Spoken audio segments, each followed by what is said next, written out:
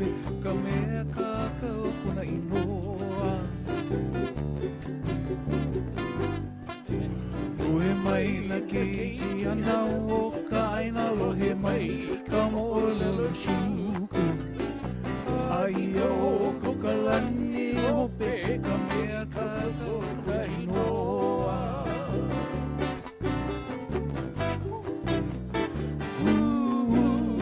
Kahi ka olui ke alau ai valuku.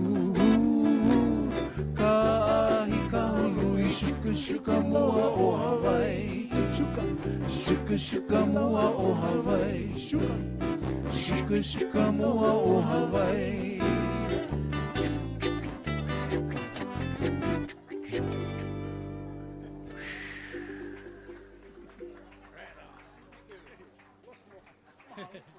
You know there's a Kaniela trio?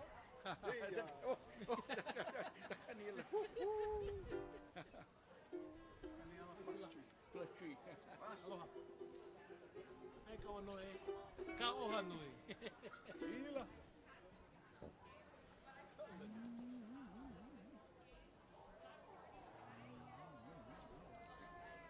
Tare.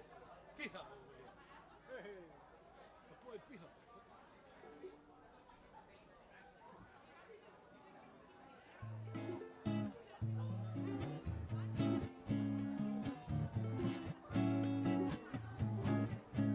For all my fellow countrymen, ikaw ang aking panaginip. Ikaw ang tibok ng dibdib. Pusong umiibig, dining umangawin. Nahoy na pag-ibig. Ikaw ang ligaya sa buhay. Sa piling mo'y walang kamatayan. Pusong ko inang kamisan, lover in the langitan. Nahoy na ikaw.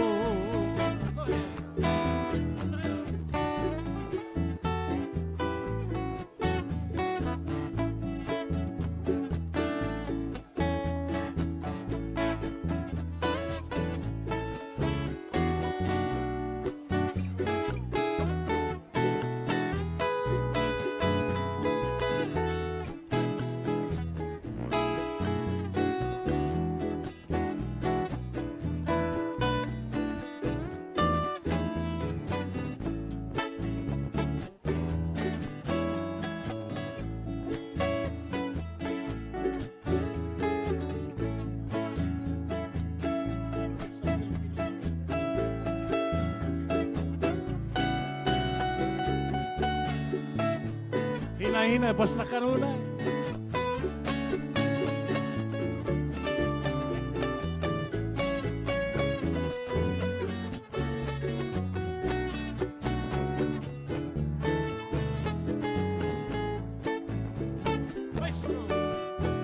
Ikaw ang aking panaginip.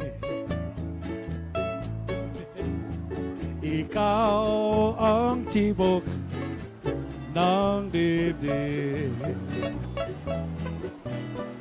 Pusong umiibig, dining umangawin. Nahoy na, I'm really big. Ikaw ang ligaya sa buhay. Sa piling mo'y walang kamatayan. Puso ko inang kamisan, lover in the langitan. Nanahoy na ikaw, so I could spend my life with you. Ikaw, for you. Salamat po, salamat po. Palanda kayo, sige na, sige na. Hina-hina, basta kanunay.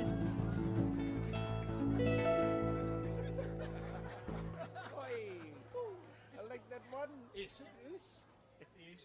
good, masarap. Babayan. Babayan. Palanda kayo. I saw she stand up to look. Filipino. It's Bisaya. Filipino. Ay, sus. Next, as Boogie would say, next. Next. Oh, next dish. How we sound there? How we sound? Hey, Derek. Good to see you. All right. Yeah, it's our What time is it now? What time you getting? Oh, yeah, pretty soon, man. Pretty soon? About 10 minutes, yeah.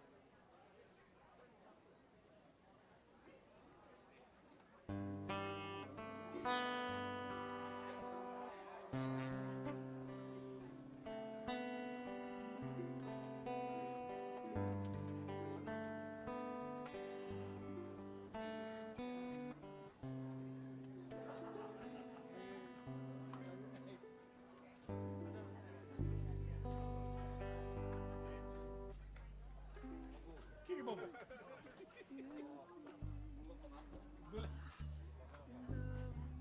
Fellow many Kikibobo.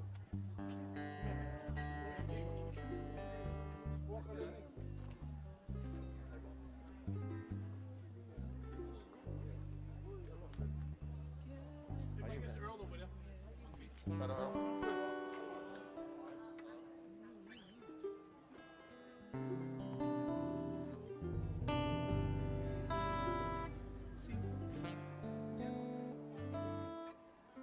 Getting directions. Oh.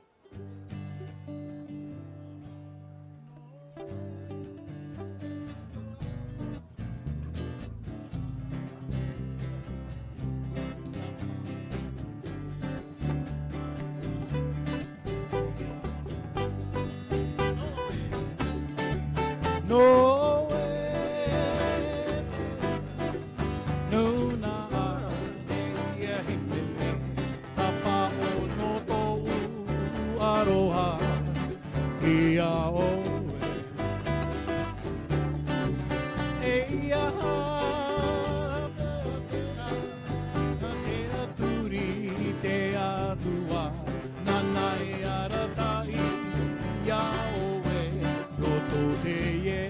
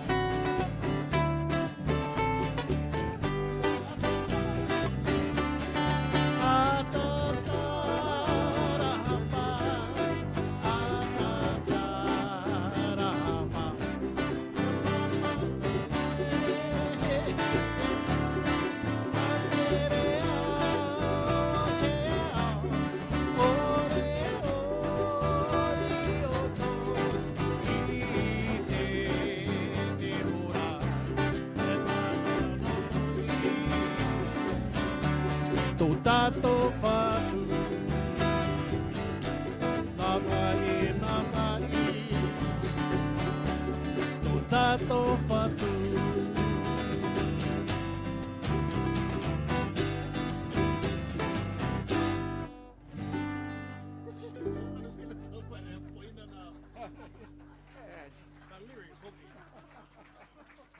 Maruru, maruru.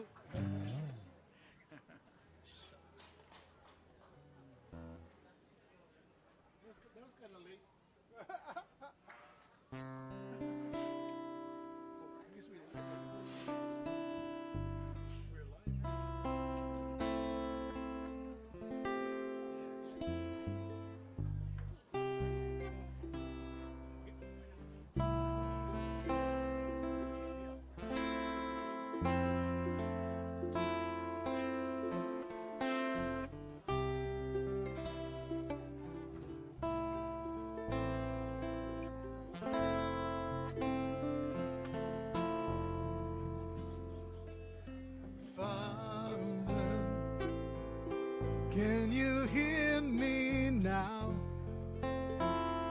I'm just one voice in the wind, where the lava meets the sea.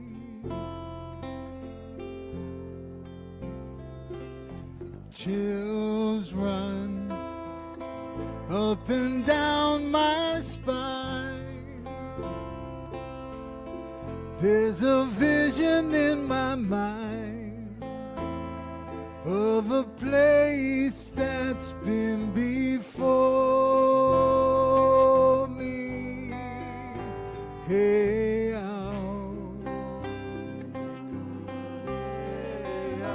hey, lava stone, sacred ground. Hey,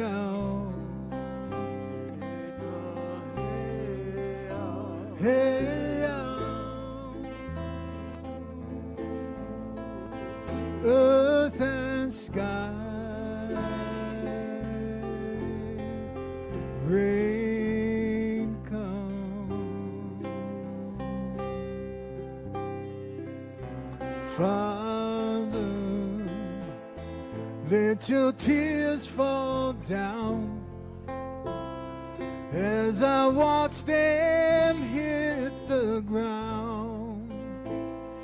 There's a voice seem to be calling me.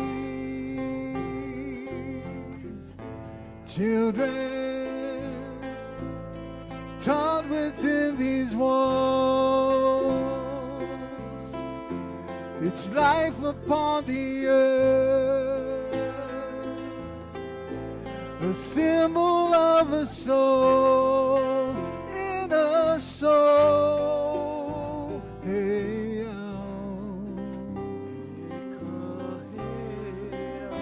hey, lava stone, sacred ground. Hey,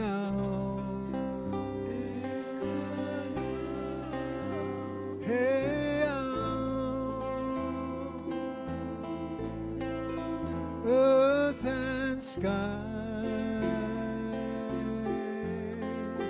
rain come. Hey,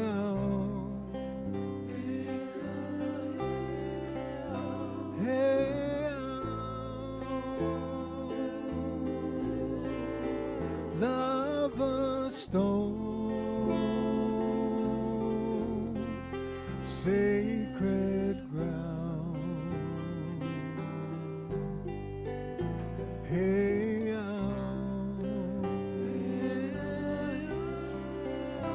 hey,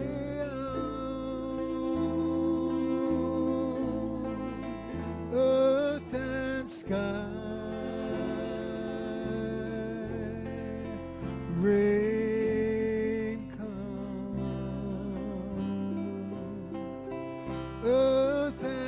Rain come.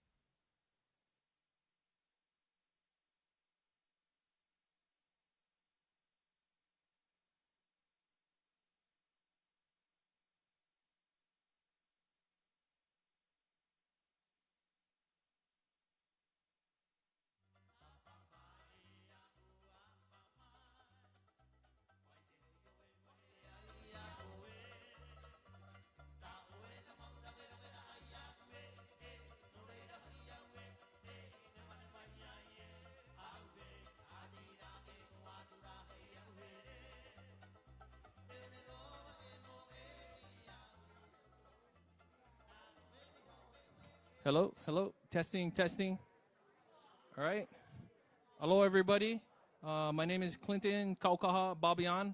I'm Kālepa's nephew, Clayton's second oldest. I'm here just to inform you folks about our safety message for tonight. So this is our COVID-19 safety message from the medical team. The event will consist of strict COVID-19 protocols. All methods have been in line with recommendations of the Center of Disease Control and Prevention and also the World Health Organization. The medical team is also following the mayor's and governor's emergency proclamations for the state and county of Hawaii. Wear your mask at all times to protect yourselves and others. Be sure masks cover your nose, mouth. They're secured under the chin and is snug at the sides of your face. Please stay 6 feet away from people who do not live with you. And at best, please wash your hands frequently. Masks and sanitizers may be provided by the medical team as needed. So if you run out or you find yourself or someone missing one, please reach out to one of the medical staff and they'll have extras to assist you folks. All participants are being screened for vaccinations. Those who are fully vaccinated will bypass the antigen testing. And those who are not will be asked to get an antigen test, basically. All participants will undergo a temperature check and COVID-19 symptom screenings. And due to the ongoing pandemic, our ʻohana would like to ask that you keep your time. Oh, sorry, this is the wrong one from my earlier speech. I apologize for that. Basically, if you have any questions, please alert the medical team and they will inform the coordinator of your concerns. And they'll be out in the tent on the side over here. Thank you, mahalo. Thank you, everyone, for being a part of this event.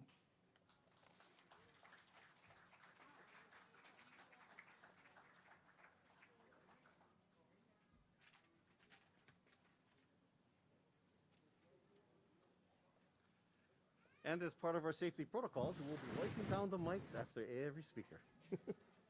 Aloha nui mai kākou. O wao kaimana o nā Lanipa Garcia, and we will be beginning our services shortly. So grab a mea inu, grab a noho. For those of you on the outside, please feel free to come in, and we'll be starting very shortly. Mahalo.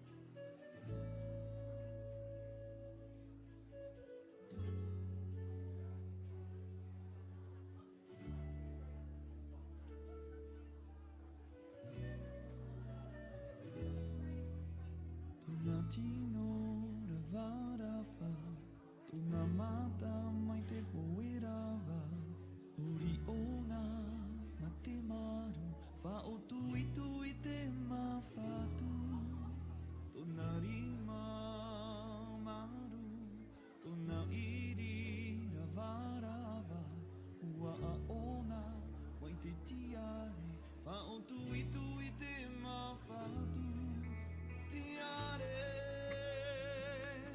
oe no te here, nehe nehe o te nātuna purotu no te ie whenua, whenua moa nora I atea, una tino ravarava, tōna mata mai te poerawa, uri ona ma te maru, whaotu itu I te mawhatu, tōna rima maru, tōna iri ravarava, ua a ona mai te tiare, whaotu itu I te mawhatu, tiare oe no te here, nehe nehe o te nātura purotu no te ie whenua, whenua moa nora I atea.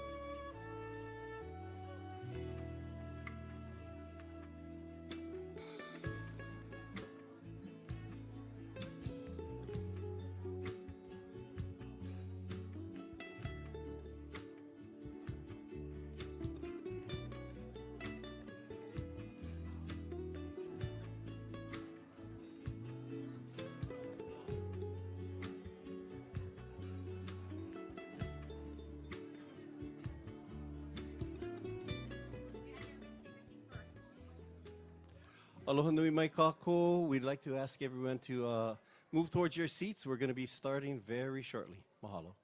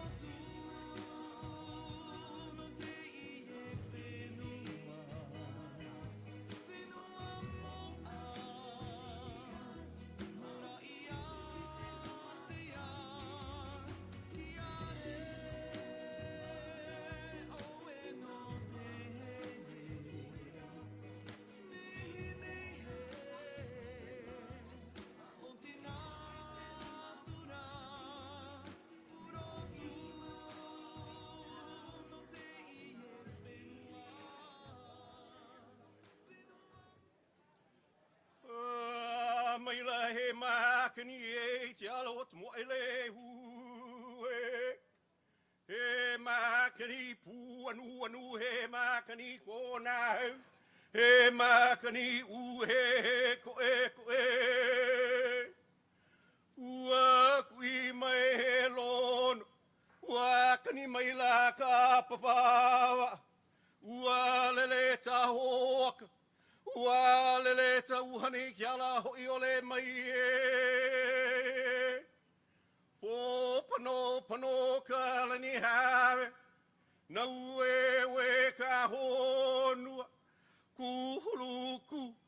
Ma oki ke kai holo mali. Kani mai ke kālepa pā ili ele.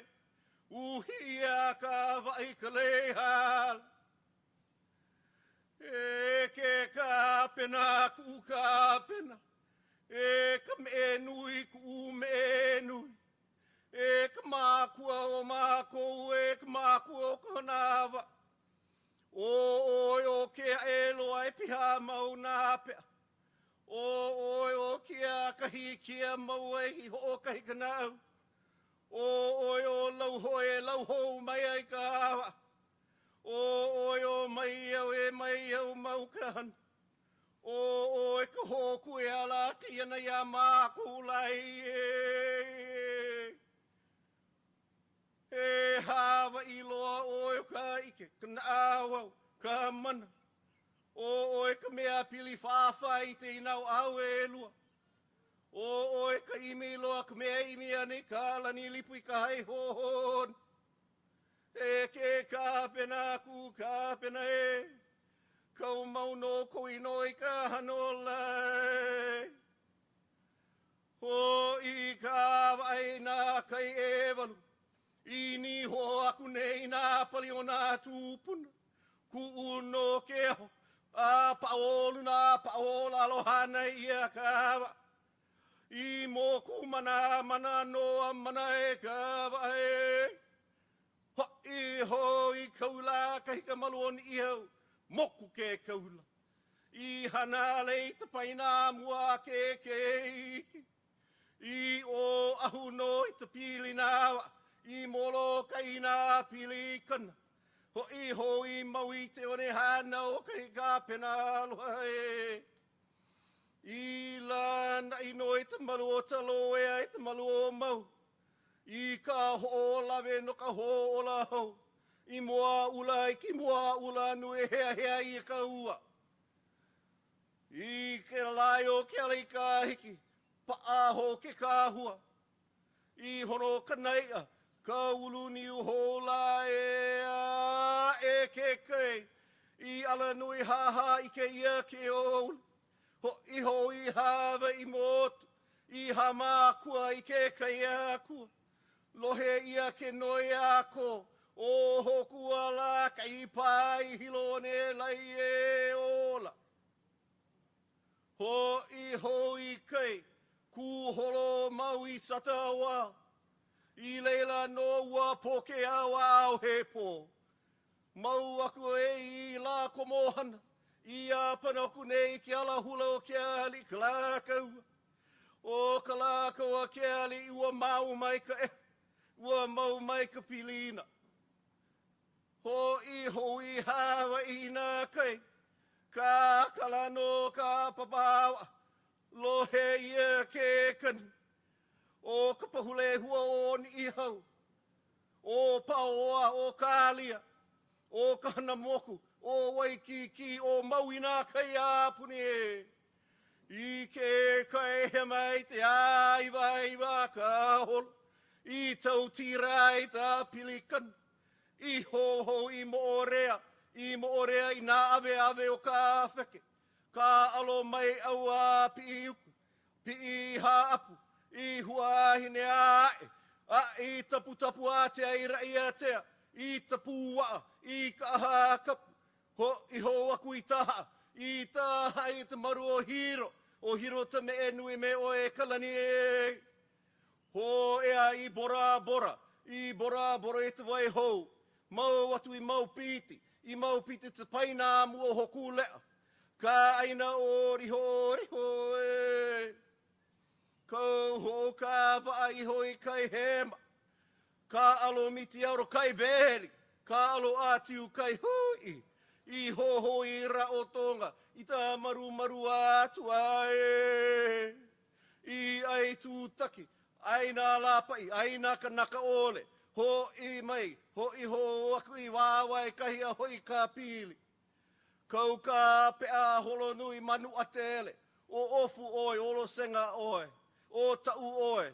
Hoi hoi pango pango, I pango pango hoi hoi e atu wahine, te ari I wahine a koka I ini ola. I ke keia e koa ka koe, I ka pelika hema, I isi mangaliso, kuho mai ka mano ke ia ka pena. I ke ana ku puna hawewe ia ka leo, ku ino ka iwi wapili, he kupai ana haka holola ie.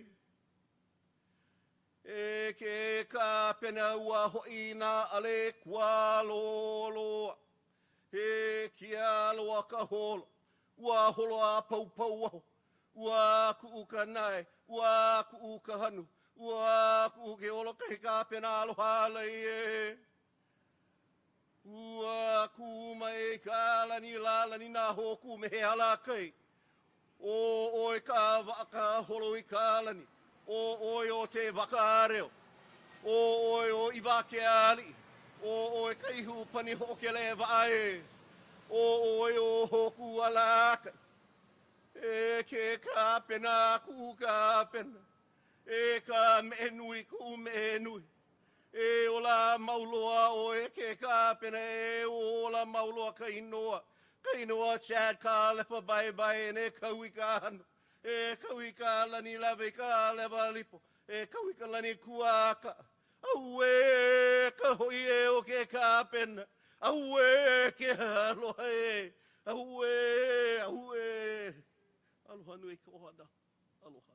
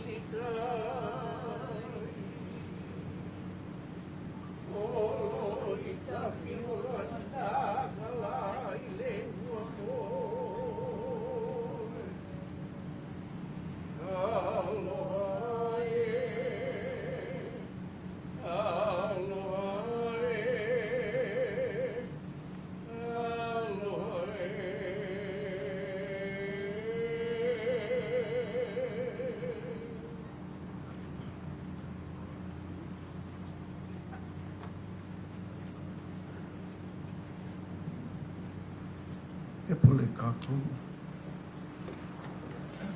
E kō mako makulu kalani. A me ki keiki, a me ka ohani hangulele. E na au makua, nā kini akua. E nā kūpuna paulua. We gather here in Hilo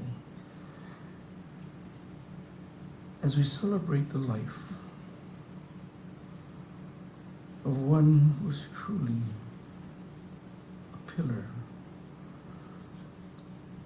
a great navigator, one who traveled the world, who shared his ike, his knowledge, with all those we met and who would travel with him. As we celebrate the life of Chad Kālepa Baybayan and pay tribute to him on this day, gathered amongst friends and family, for our aloha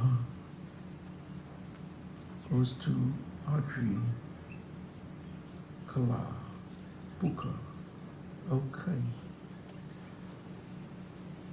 all of the mo'opuna, and the spouses, to the Baybayan ʻohana, as well as the Kairi ʻohana. We are truly saddened for the loss of this dear friend we ask you to help and guide us through this time. As if the deep rains, kanilihua rains, are within us, that kalmaha we feel, the loss of this great man. Our prayers go to him as he now embarks upon this new huaka'i, this new journey, as he continues his work, as he joins his ʻohana who waits for him in Po. We celebrate his life. We will always remember him. He will always be in our thoughts, in our memories, and in our dreams. For he has fulfilled his kuleana here. And although we will dearly miss him, we know that he is on a good journey now. And we aloha him. We send him with our aloha. For this lei maile will be that piko, that spiritual connection, of which one end of the lei will represent Kālepa on his new journey, and the other end of the lei will represent all of his ʻohana, his loved ones and dear friends who remain. We thank you, dear Lord, for this time in which we can celebrate his life and pay tribute to this great man, Chad Kālepa Baybayan. Makainoa o ka mākua, a me ke keiki, a me ka ʻohana mulele, e mau ko inoa, Chad Kālepa Baybayan. Amen.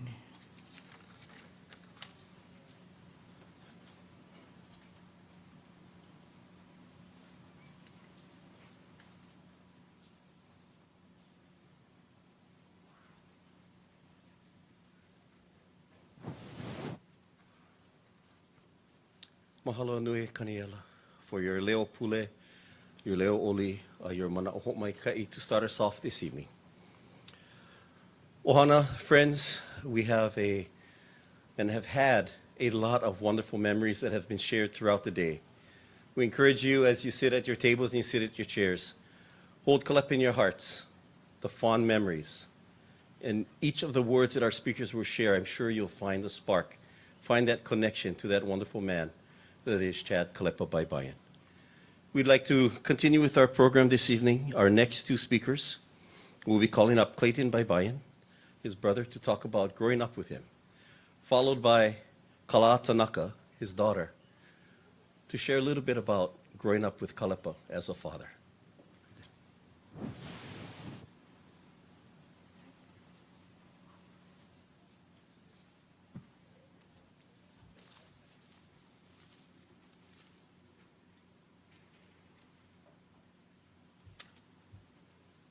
Aloha, aloha, everybody. Well, my name is Clayton Kālepa Baybayan, and I'm Chad's younger brother by 2 years.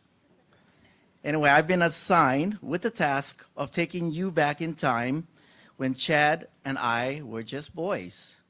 Our childhood time when we were young and handsome. It's a time in life when there were no computers, no cell phones, no rap music, and gasoline was just 25 cents a gallon. So there was no electronic distractions for us, so we spent a lot of our time at the beach, in the ocean, and playing various sports.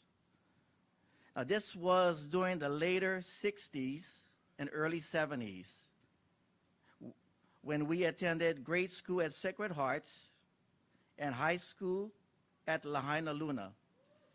Well, do you believe me and Chad were once altar boys at Maria Lanakila Church? Yes, we were. We were. And that's when we were young, handsome, and holy.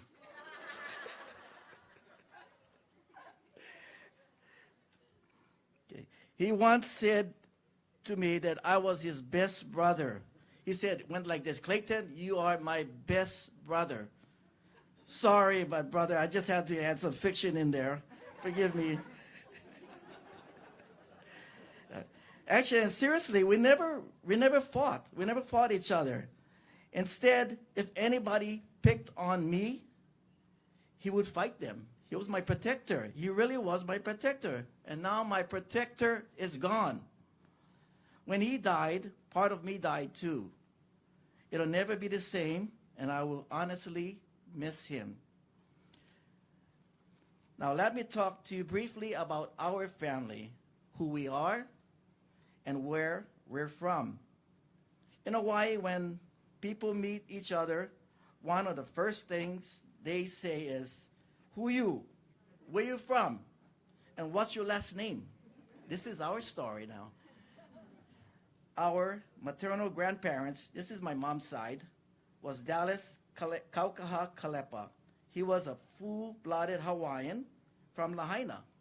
And he married Mary Castro, who was Portuguese from upcountry Maui, from Makawao actually. Well, my grandpa was responsible for teaching us water skills, how to fish, how to study the ocean. And that's why my brother Chad loved to be called Kālepa. He wanted the name Kālepa Baybayan. And my cousin Archie behind here, he'll vouch for that too as well. Anyway, on my paternal grandparents' side, this is my dad's side, was Dionisio Baybayan from Molokai, actually Manaloa, Molokai. And our grandmother, Ellen Ka'awamo, also a full-blooded Hawaiian from Kianai, Maui. Now, me and Chad, as young kids, when we were young and handsome and holy, we spent lots of time, many summers actually, in Molokai. You know, we spent time with our grandparents, our uncles and aunties, and our cousins. And some of them are there here tonight, some of my cousins and aunties. Now, our mom is Lillian Kālepa, who married Llewellyn Baybayan. My dad and my mom were high school sweethearts. He was a high school sports standout and later joined the Marines. My mom was everything that a good woman could be, and I mean that. Now, because my dad was in the Marine Corps, we traveled a lot. Chad was born in Tripler Hospital on Oahu in 1976, and I was born in El Toro Marine Base. 56. What's that? 56. Oh, I'm sorry. Yeah, 56. What did I say? 58? 76. Oh, 76. Almost, sir. Okay, he was born on Oahu in 1956. Let's retract that. Just was making sure you guys are paying attention. Thank you. Yeah. And again, I was born in El Toro, Santa Ana, California in 1958. So, well, now that you know our family history, let's talk about me and Chad's upbringing. Let's talk about things we had in common. So these are things that we had in common. In grade school, we played Pop Warner football for the Lahaina Chiefs. Actually, we had no choice in this matter because our dad was the football coach. And seriously, if we complained of our left leg being sore, he would kick our right leg and say, now your right leg is sore. So we rarely complained. And actually it worked. It really worked. My dad had this one motto. It went like this: when the going gets tough, the tough gets going. That was his motto. And I remember that. I'll remember that for the rest of my life. Now, my dad was a loving father who later passed away of leukemia in 1970 while we were young boys, young, handsome, and holy. Now, in high school, me and Chad, we wrestled for Lahaina Luna High School. We were pretty good wrestlers, actually. As kids, Chad would take me out to the front yard and practice his wrestling moves on me, which made me actually wrestle even tougher. He toughened me up a bit. Chad became an MIL wrestling champion in his senior year, and I later and later he wrestled for the Pacific University in Oregon. I became a MIL wrestling champion in my senior year, and later said, no, I'm not leaving Maui. I'm staying on Maui. Now, during our grade school and high school years, me and Chad, we paddled for the Lahaina Canoe Club. It was a brand new canoe club, the only one on the west side. I remember Sam Ka'ai was our first paddling coach. And we placed first in most of our canoe regattas then. And now in the spring of 1974, while me and Chad practiced paddling at Canoe Beach, a double hull canoe sailed in and parked right offshore.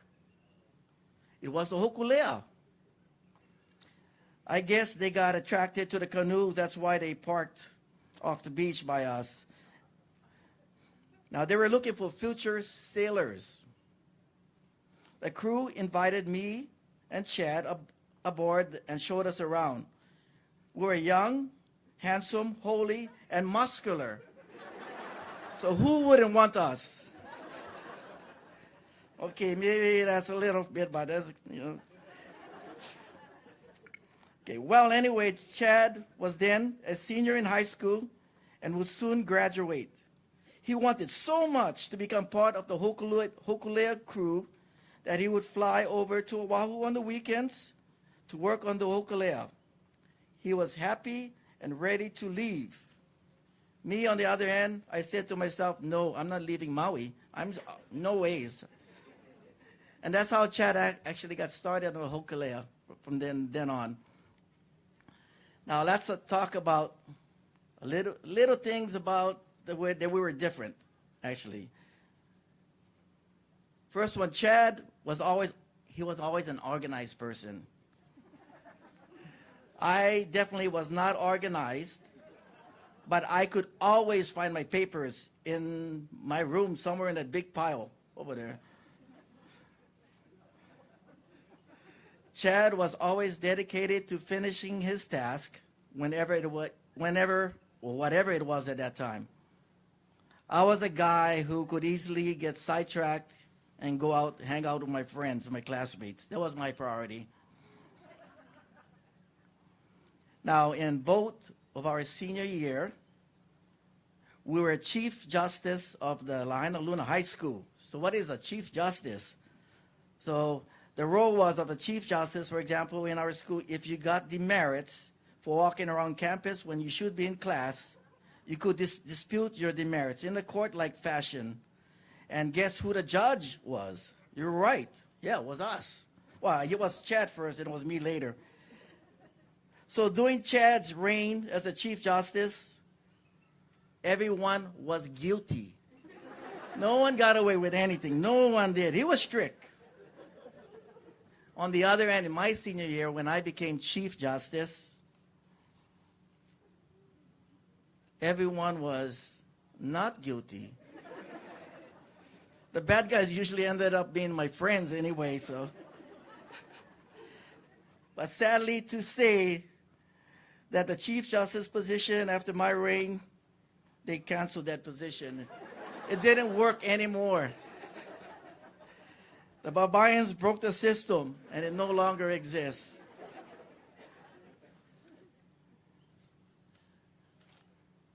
Now, at this time, I'd like to just thank some people. People of various organizations that helped to make this event possible. First of all, I'd like to thank Hawaiian Airlines. Hawaiian Airlines, thank you for bringing my brother back from Seattle. I'm forever grateful. Fly Hawaiian, everyone. You're the best. Thank you. And to the extended voyaging and canoeing family in Seattle, thank you for taking care of my brother while he was in Seattle. And next is Pukanala Lanes. This is Chad's and Audrey's second eldest child. She was given the task of coordinating all these events. It was a very stressful job, although her success came with the help of her sister, Kala, and her brother, Aukai. Now, it was all about teamwork for them.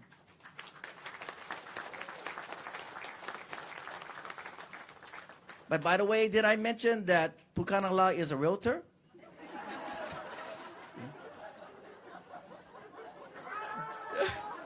Because my brother Chad would love if he bought some real estate from her or sold some real estate from her.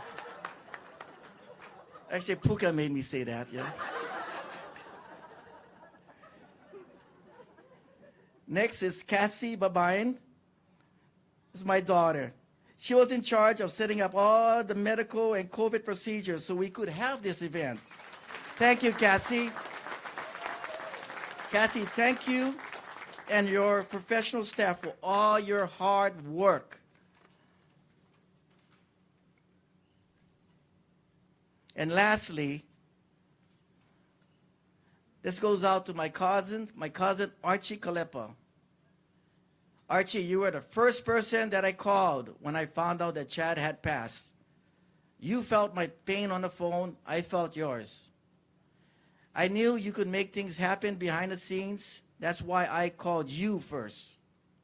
Archie Kālepa, my dear cousin, thank you very much for everything you did.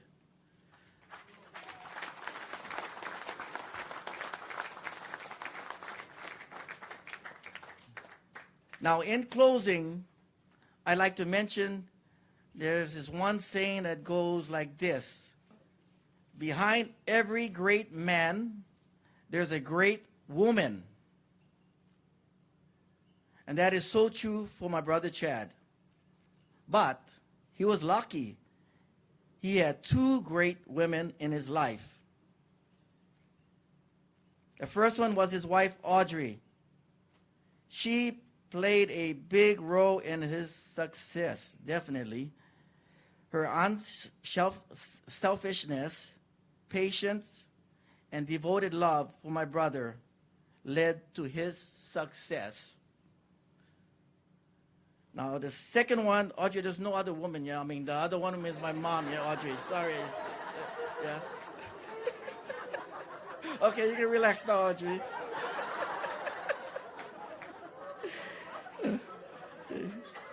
The second one is our mom, Lillian. She was always there for us, for him.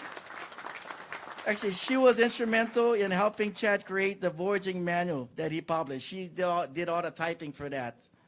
As kids, she taught us how to do great work ethics that made us better people in our life, better persons anyway in our life. And that's all I got to say. I hope you guys enjoyed this. Thank you. Oh, yeah, by the way, remember we were young, handsome, holy, and muscular at one time.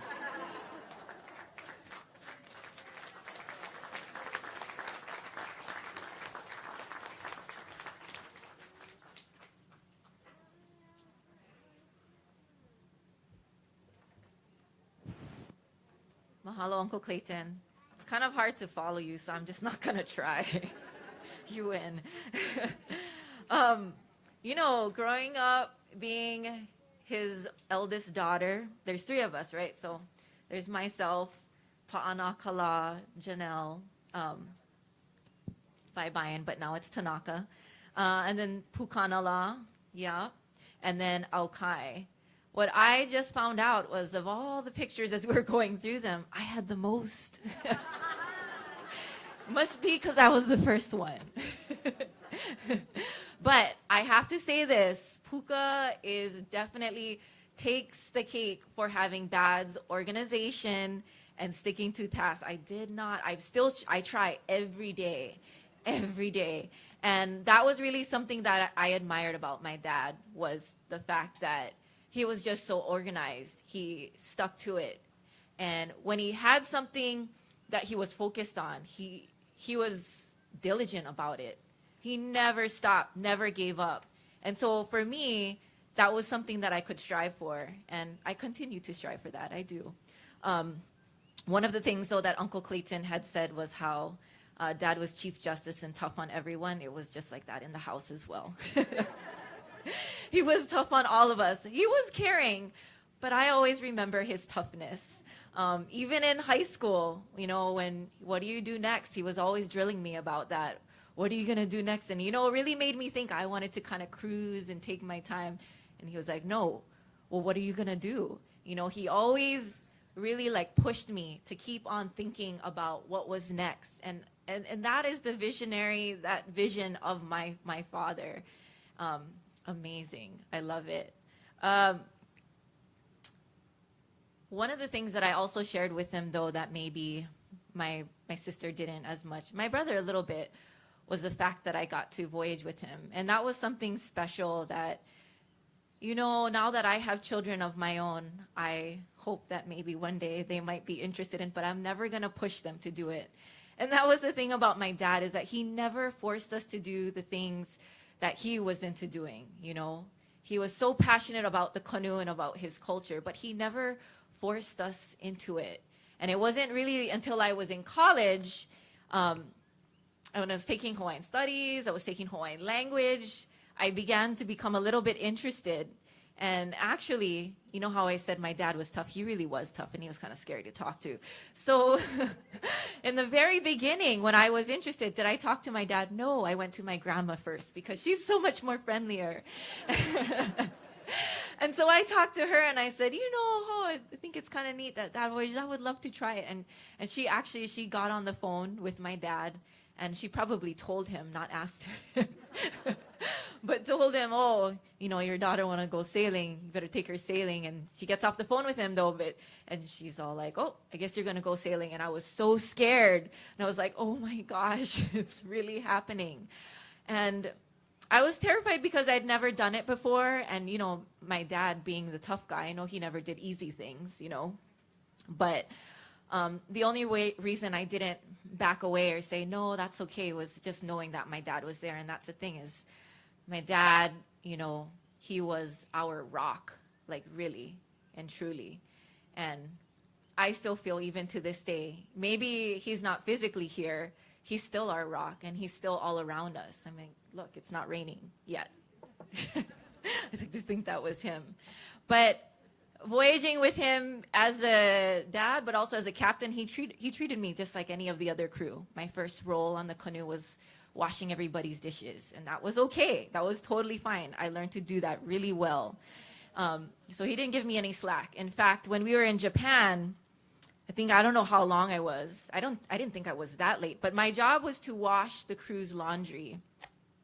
And I don't know, maybe I was like 10, 15 minutes late, but he never let me forget, like, what took you so long? How come, you know, we have things to do. So, you know, he was tough on me too.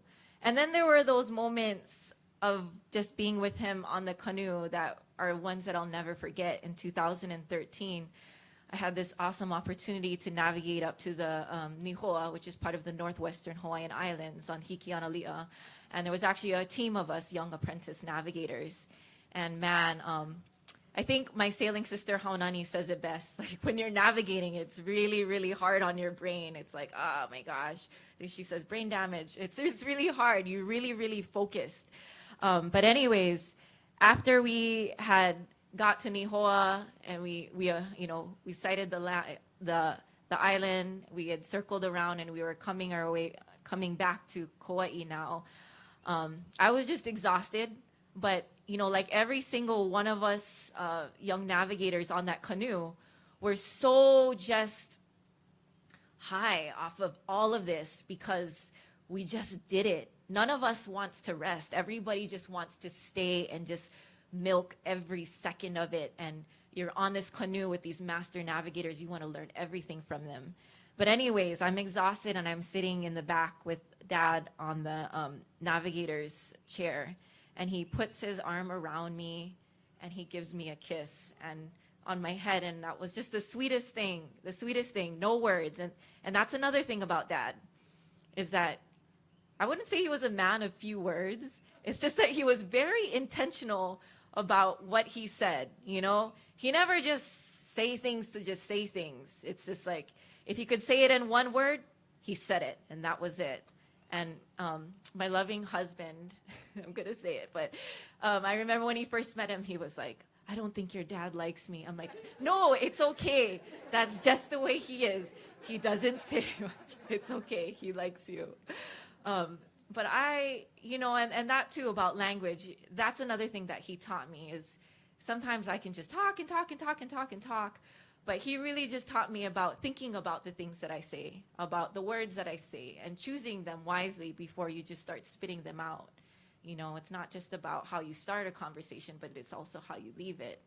And so, you know, this month I lost my greatest hero. He has superpowers. I don't care what anybody says. That man could estimate the arrival of a canoe, like down to just the exact time. And every time he would do it, he would say, oh, the canoe is going to arrive at 3 o'clock. And I'm in my mind saying, nah, you can't. There's no way. And then the canoe would arrive at 3 o'clock. And he would do this a lot. And I'm just like, how does he do it? One of the last things, you know, when we were up in Seattle, of just spending time with me, with us.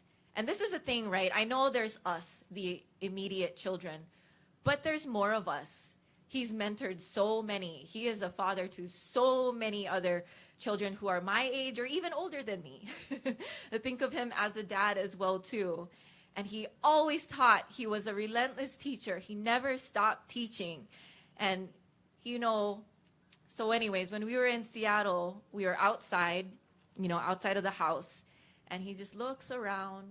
And he just starts casually talking to me about the weather, because the weather was changing really quick and it was starting to come. You know that it was going to come in soon. But he was just talking about, oh, da-da-da, this is coming from over here. Oh, and it just switched and that's going to happen. And I really appreciate that about him, is that he never stopped teaching. He continued to teach. And so, you know, I think about, people talk about the legacy and, you know, succession. And really and truly, it's with each and every one of us. Each and every one of us who are here, we're touched by him in some way. He impacted our lives. And so we all have this responsibility and carry that awesome privilege to continue what he taught us. We'll never be like, I don't ever want to be like him, because the day I be like, my life is over, because I don't think anyone could ever be like him. But I will take everything that he taught me and I internalize that. And every time I teach, I will think about him. And so thank you all. Thank you so much for being here. Mahalo.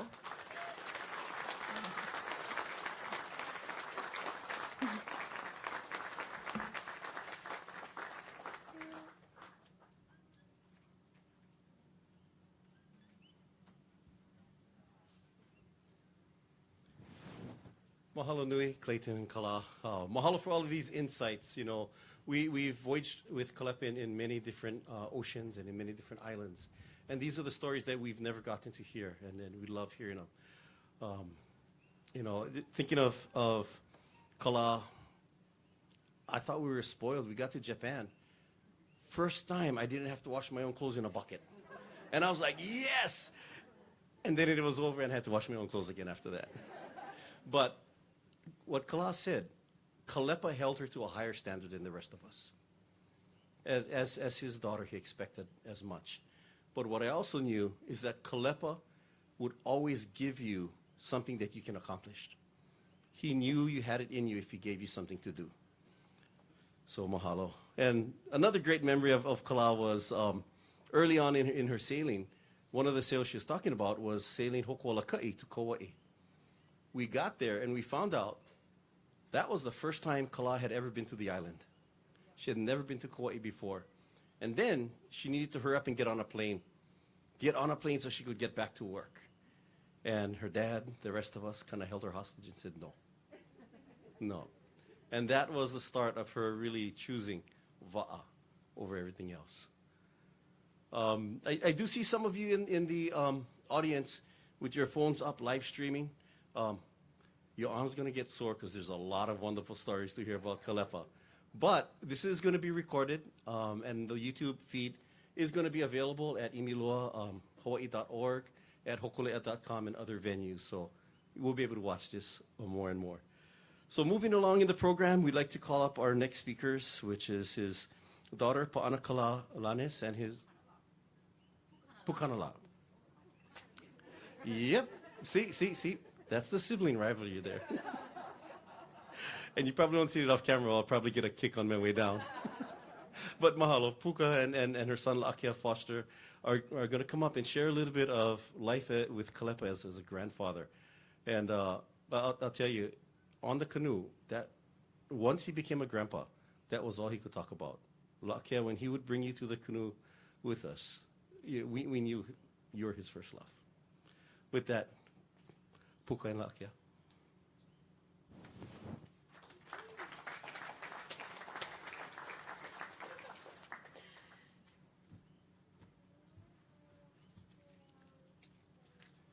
Aloha mai kako. I'm kind of upset because Kala went first, and she did hers from the heart, but I'm not a public speaker. I'm a realtor, so, and I'm pretty. So if you're looking to buy or sell, my dad would really want you to choose me. I am going to read my speech because I can't speak like Kala, so I'm going to go ahead and start. I remember having to do a school project, and we're supposed to ask our parents what our family's amakua was. I asked my dad, and he told me our amakua was the shark, the mo'o, and the winds. I remember thinking, how could the wind be our amakua? It has no physical body. You cannot see it. You cannot hold it. How is the wind going to guide me? The day after my father passed, my mom flew from Seattle alone, and I was there to greet her at the airport. When I got out of the car, the wind came up from behind me. This makani was different. I felt it deep in my na'au, a presence that I could not put into words, blowing me in the direction of my mom. I knew he was in spirit I knew he was there in spirit that day, guiding his wife back home and reuniting us once again. You see, although my dad's physical presence has left this earthly realm, his teachings will remain. For many of you who knew my dad, he may have come across solemn, serious, and an introvert. If you ask my grandma, she would say, your dad is a deep thinker. His mind is always going. That's why he looks so focused. But I have a different scenario. I think my dad was avoiding wrinkles by way of excessive smiling. He was saving all his smiles for his prides and joys, his mo'opuna. My father had 6 grandchildren, La'akea, Namahana, Kalai'ula, Tekauri, Napo'o, and Kamani. He knew his grandchildren well. He had a different bond with each one of them as they all have different characteristics and strengths. La'akea was his logical thinker. He enrolled my son into Hawaiian Immersion School because perpetuating our culture was of high importance to him. Starting from Papa Mala'o, La'akea attended Kekula o Ehunui Kaimalino until he completed Papa Evalu. Being that both my father and I were proud Lahaina Luna alumni, I thought he would want La'a to follow in our footsteps. But no, he had other plans and schemed against me to get La'akea enrolled at Kamehameha. La'akea is now a junior at Kapalama, taking physics per his papa's request. My daughter Namahana is his first granddaughter and the only grandchild who inherited his Kanaka appetite. When Namahana is home, my dad always has the kimchi crab and poi ready for her. He would brew himself a cup of mocha coffee, then leave it on the counter to cool, only to come back later to find it gone. Not knowing where he misplaced it, he would make another cup of mocha coffee, only to come back and find that Namahana had also inherited his love for mocha coffee. She was 5 at the time. We had to kick that habit. Kalai'ula is the creative thinker in our family. He's always optimistic and was my dad's right-hand man. He's headstrong like my dad. And when his mind is set to something, there's no stopping him. He really looked forward to summers with Papa Chad. My sister runs a strict household. She doesn't let her kids have candy, soda, or play on electronics. When they came to Papa's house, it's free roam. Tikaudi is the youngest of the boys. He's a brilliant kid and a dinosaur fanatic. He knows all the dinosaurs by name. So my dad found this inflatable dinosaur suit that he bought on Amazon. If you can picture this 60-something-year-old man walking around the house in an inflatable dinosaur suit, looking like a display you would see in the front lawn of someone's house during the holidays. He looked ridiculous, and the grandkids were petrified of it. But my dad thought it was awesome, and I can still picture him laughing as they screamed in terror. The best part was when he tried to get the inflatable suit off. It was like made of plastic, and it had a sauna effect. My dad was sweating so bad, all the plastic was stuck to his skin. It took like an act of God to get it off. And he still thought it was great. Napo'o is my youngest daughter, and I stayed home with her until she was 8 months old before I had to return to work.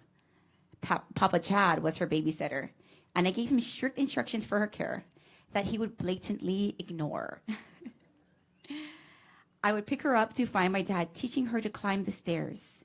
He would feed her popsicles and let her play in the dirt. And although I packed her bag with baby shampoo and baby body wash, she would always come home to me smelling like Irish body soap. The last of the grandchildren is Kamani. She's my sister's baby girl. I just call her Fat Baby because she has the appetite of a rugby player. There's a black swivel chair in my dad's kitchen. I have christened it as Papa's chair. Each and every one of his grandchildren has fallen asleep on their papa on that chair.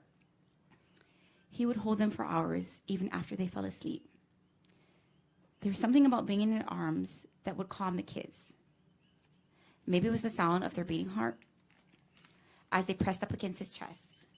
But I think they knew when they were in his arms, they were loved. When I asked the kids what they remember the most about Papa, they were all in agreement that it was the fact that he would get a kick out of scaring them. Whether it's making them ride the thrilling attractions at Disneyland or telling them a scary story before bedtime. You see, my dad was a skilled storyteller. He had a way of captivating his audience and immersing you into the story that you could vividly picture it happening as if you were watching a story unfold before your very eyes. There was one story that he told in particular. It was called The Man with the Golden Arm. He would use all the names of the kids sitting in the room and make them a character in the story. By the end of the story, the kids are fighting to hide under the covers, knowing what's coming next, but still equally petrified for the outcome. Story time always ended the kids screaming, my dad laughing, and my mom scolding him.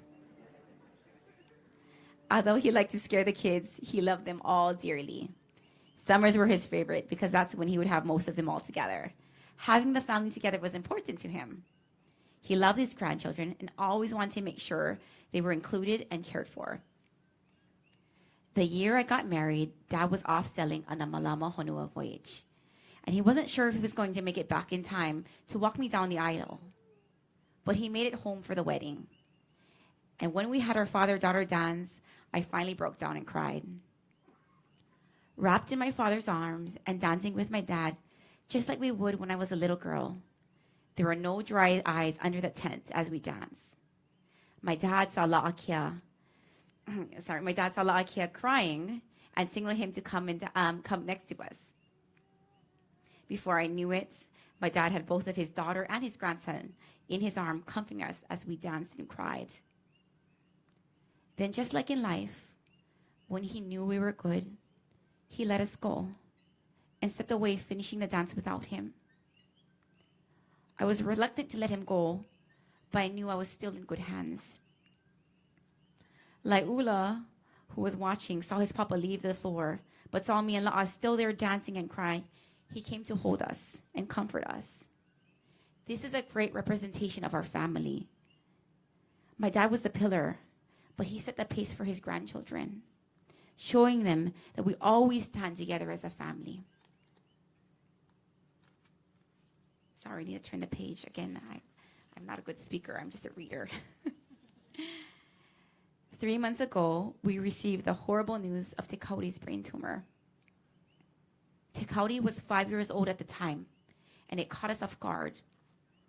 We took the news hard, especially my dad, wanting to be with him at Kapiolani, but not allowed to due to COVID restrictions. The type of tumor Te Kauri had was called a medulloblastoma, one of the most common brain tumors found in children. My sister Kala and her husband Daniel decided that the best place for Te Kauri to receive treatment was in Seattle, and he could do it as an outpatient. 3 weeks after arriving in Seattle, my husband and I flew to Seattle to bring up the rest of their children, Laiula and Kamani, and to help care for the kids. I stayed there a week, and my dad and my mom flew up to take my place.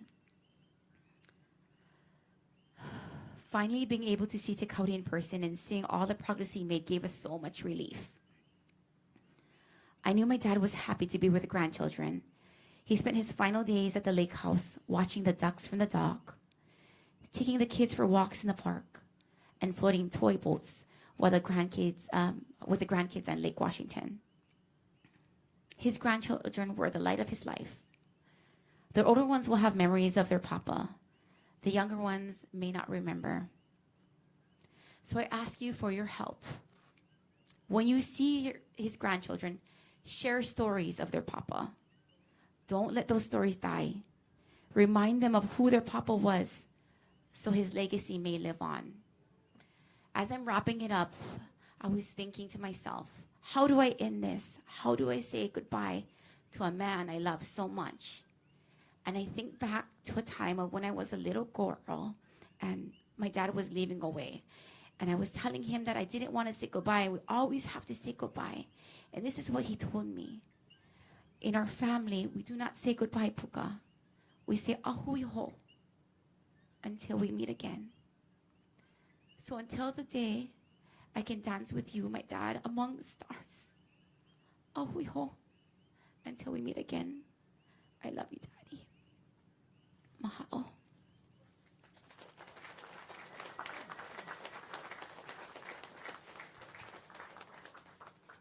Aloha mai kako.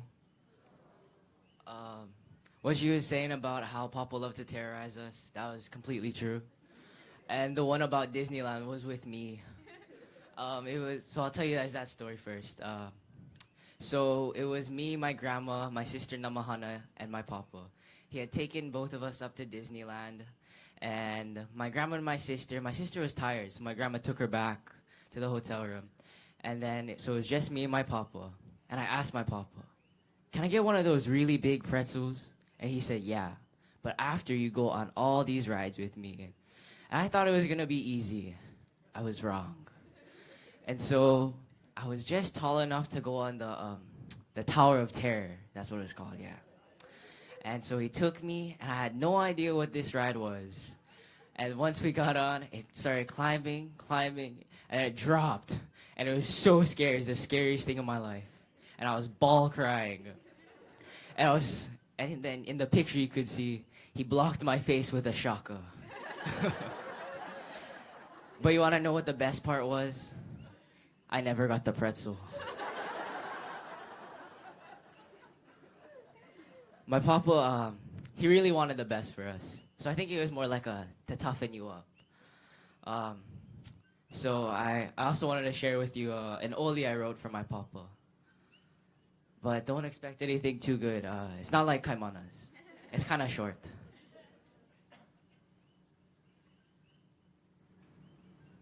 Ulua Kunava ina aina uiole mai ahu iwale na uirio kapo mana moe uhane awi ike iko nani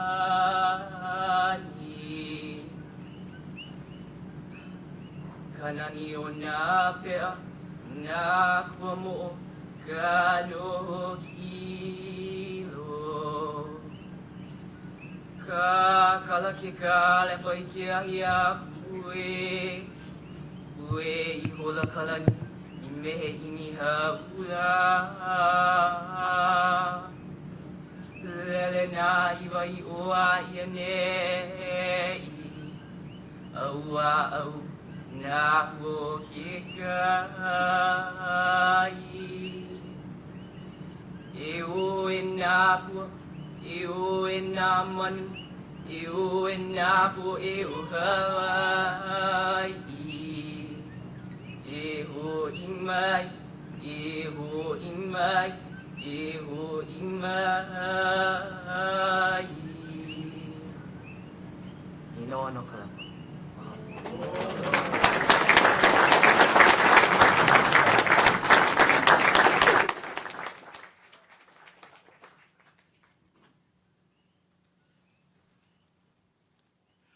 Mahalo nui e puka me la akea. Your dad loved you so, so much. You know, not many know, but Kālepa really pushed the crew to make sure he could be there at Puka's wedding. La akea, you know, when you first shared your kanikau for your dad, I could feel it in my heart. When you just shared it now, we all felt it. Your dad, your grandpa's so proud of you. Kālepa learned Hawaiian later in his life, but he spoke it every single time he could. He had an audience that not many of us know. He spoke on international levels, sharing the knowledge of our kupuna through the language of our kupuna. And la'akea, that is the legacy that you're carrying on. Mahalo anui. And remember, we have Kuleana. Puka asked, and we gotta share mo'olelo with Kālepa's mo'opuna every single time we see them. Now to hear more mo'olelo from someone that I can never tire of hearing, we'd like to call up our next speaker, fellow pole navigator along with Kālepa, Nainoa Thompson, followed by a video tribute. Nainoa.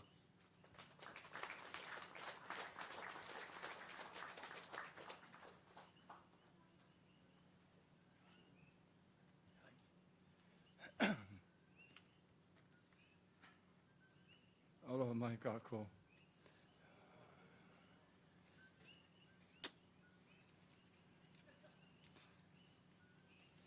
It's not easy for me,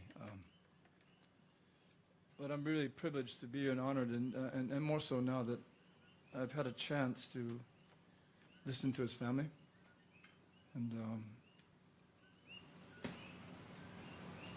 La'akea, boy, we've come a long way. From the time in 1976 when we leave Honolulu Bay, Hawaiians felt like dogs next to the scientists and the writers, and we've come a long way. So thank you. You know, I was asked to speak on behalf of another family, the ʻohana. And you know, there could be 200 people up here that could be in front of me, that maybe closer to Kālepa than I am. But nevertheless, one thing I knew him for 4.5 decades, but somewhat at a distance. He had his boundaries, and he kept me away because he had his own sail plan. Extraordinary sail plan that in some ways transcends everybody else's sail plan Because in the end, what he essentially did, in hindsight, when I thought about his passing, he did what he was asked to do. Keep his promises to his teachers. And so I have an eye blink of reflections that goes through the time.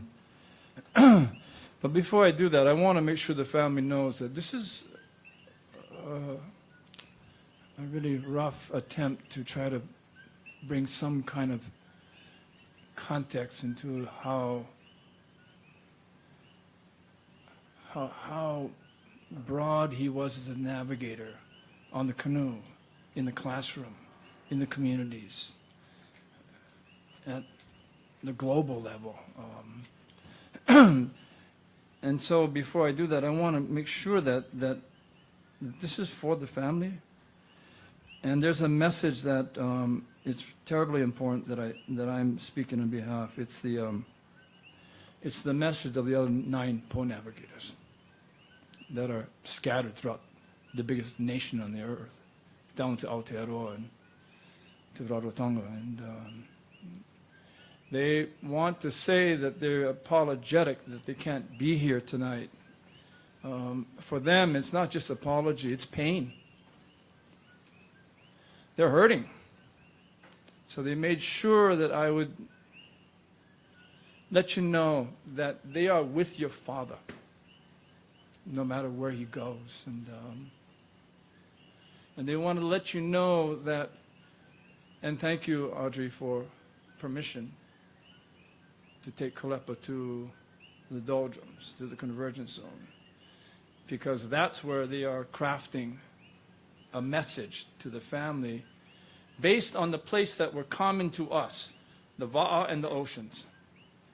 So there will be a message coming to you, Audrey, for the permission and the whole family, from where Europeans call it the doldrums, but the Poe navigators are calling it Kabiko Nui, or Moana Nui Akea, the engine of the earth for climate. And they just asked me to share that with you, because he can't be here tonight. You know, yeah, my time with Kālepa was being on the shore at Honolulu Bay in 1976 at departure. Who do you think was loading the canoe? A 4-man paddling canoe that Kālepa had. He was going back and forth, loading water, loading food, loading gear, and then loading the crew. He was the one that in his education in voyaging, I think he started at the right level, at the level of servant to the Va'a. That's what it stands for, before you get on the canoe. He was in Honolulu Bay making sure that that canoe was prepared to go. And he was young. And I didn't meet him, I just saw him.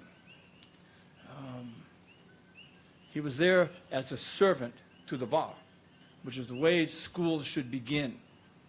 And so he was being trained properly from the very beginning, and he was already starting to build his whole lifetime voyage of learning how it is to be a real leader at the place, starting at the issue of service.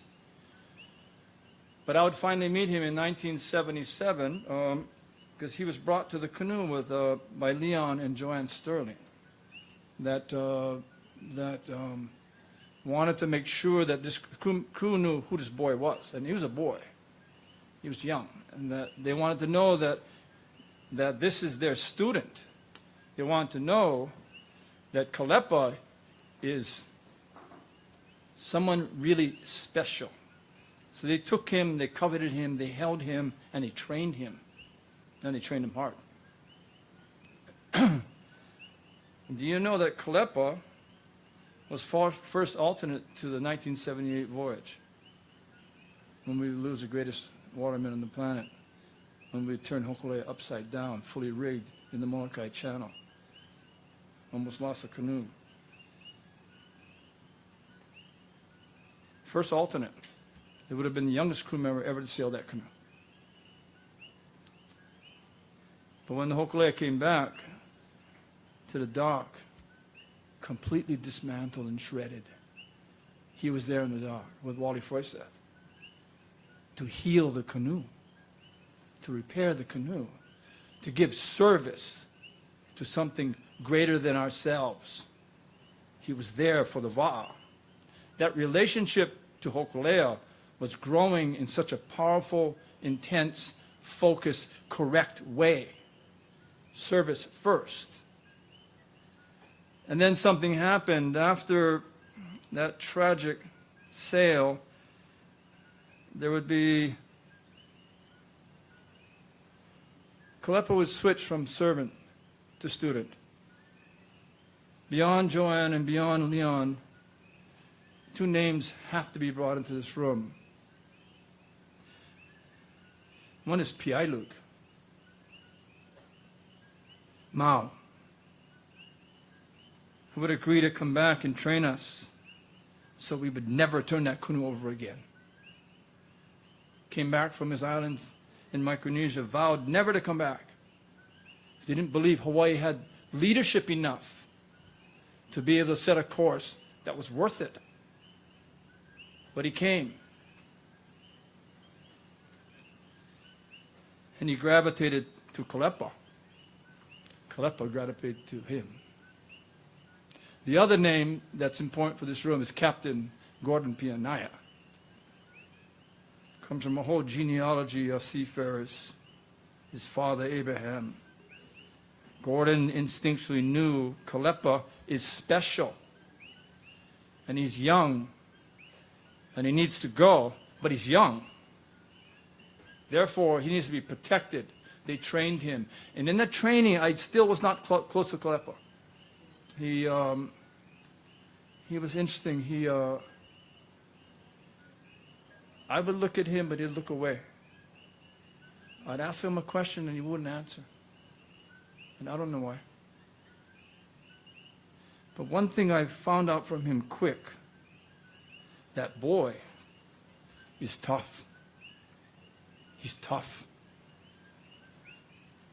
When it's rough, it's cold, it's windy, you ask him to do something, he gets done.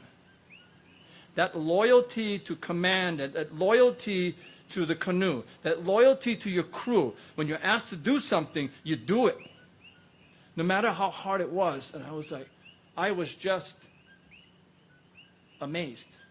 So the notion that I was beginning to understand how special Kālepa is, because he's tough. So when you talk about him wrestling, it makes sense to me. He's a champion, but you wouldn't know, because he doesn't talk to you. He doesn't even look at you. I'm not going to call him arrogant or anything, but or maybe he didn't like me, I don't know, but he's tough. He can handle. And, that's one of the first graduations for Kālepa. Can you handle? And he was a student under great, great teachers. And one of the great teachers was Mao. The 28 months that we trained when he came back before we sailed in 1980, immersion, Kālepa was there. And they had a very beautiful, beautiful relationship. And in 1980, we would sail.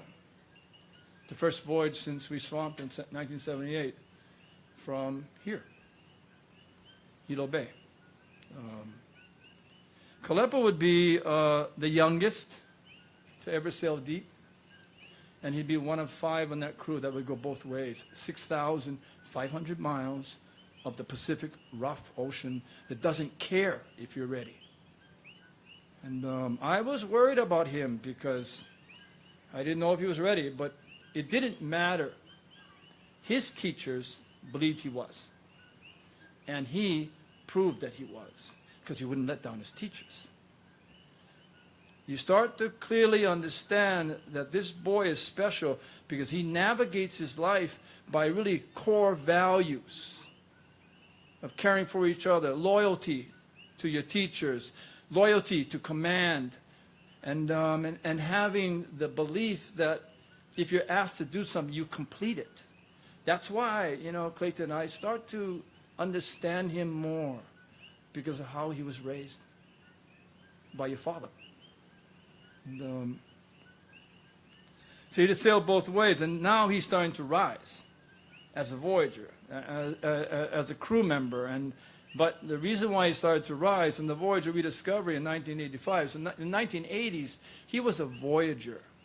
Those decade of the 80s, he was a voyager. But what was been happening then, he's starting to get selected for the hard stuff.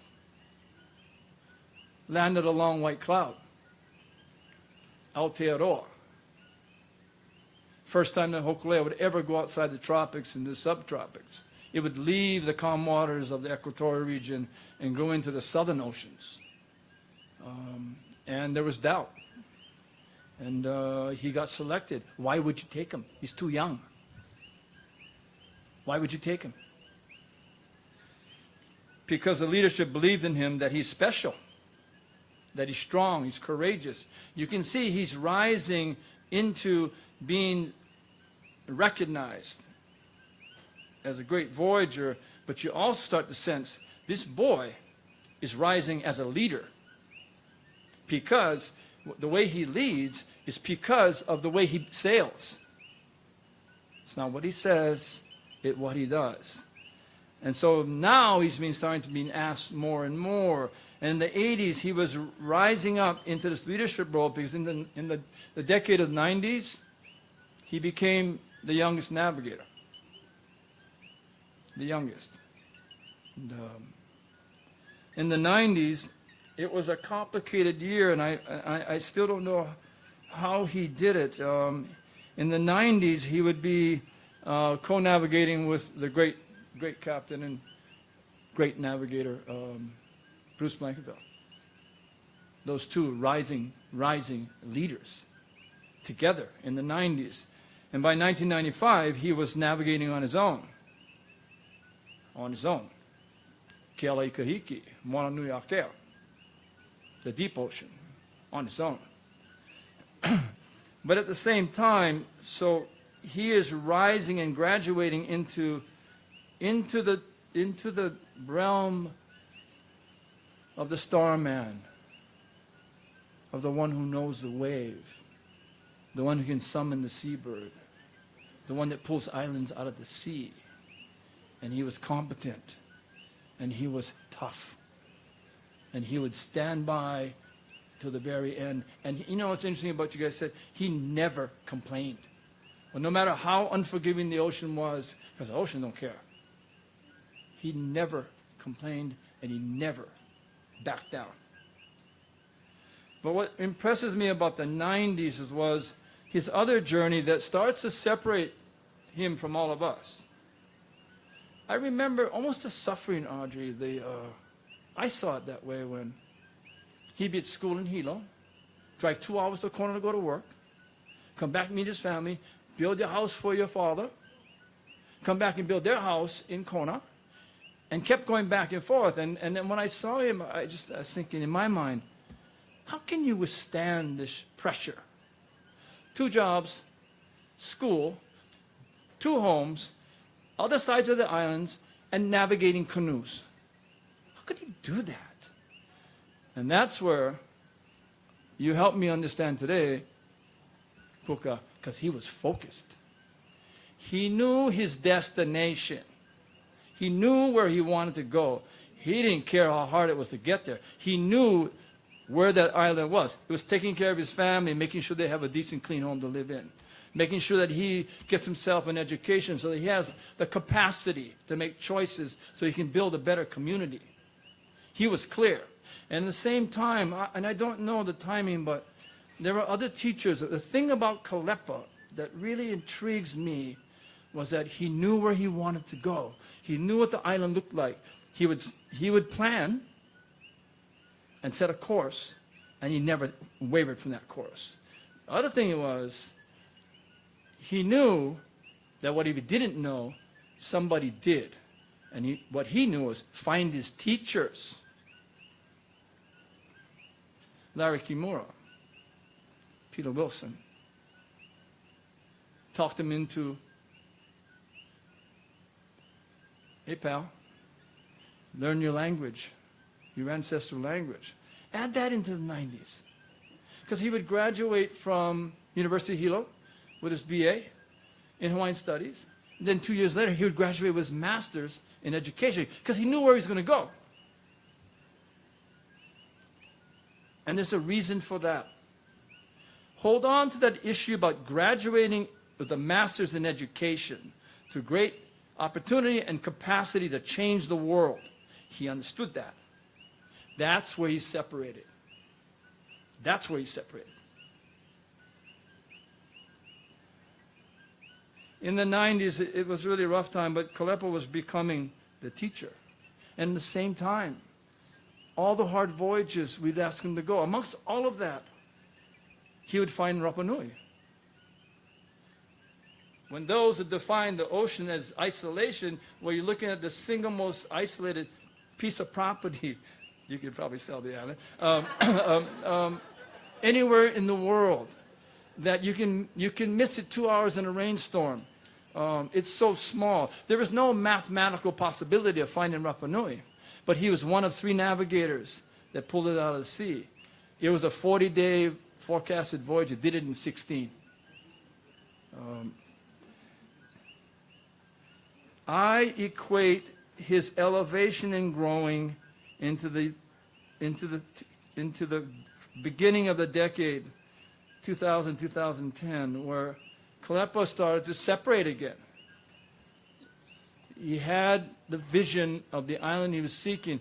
What he did, he built schools for countless students, inspired countless more students. When he built Hokuwalakai, it's a school. When he built Maiao, when he built all the other voyaging canoes, so others could sail. It was in that decade that he became canoe builder, next to being navigator, next to being teacher. He's separating because he's that special. And then he would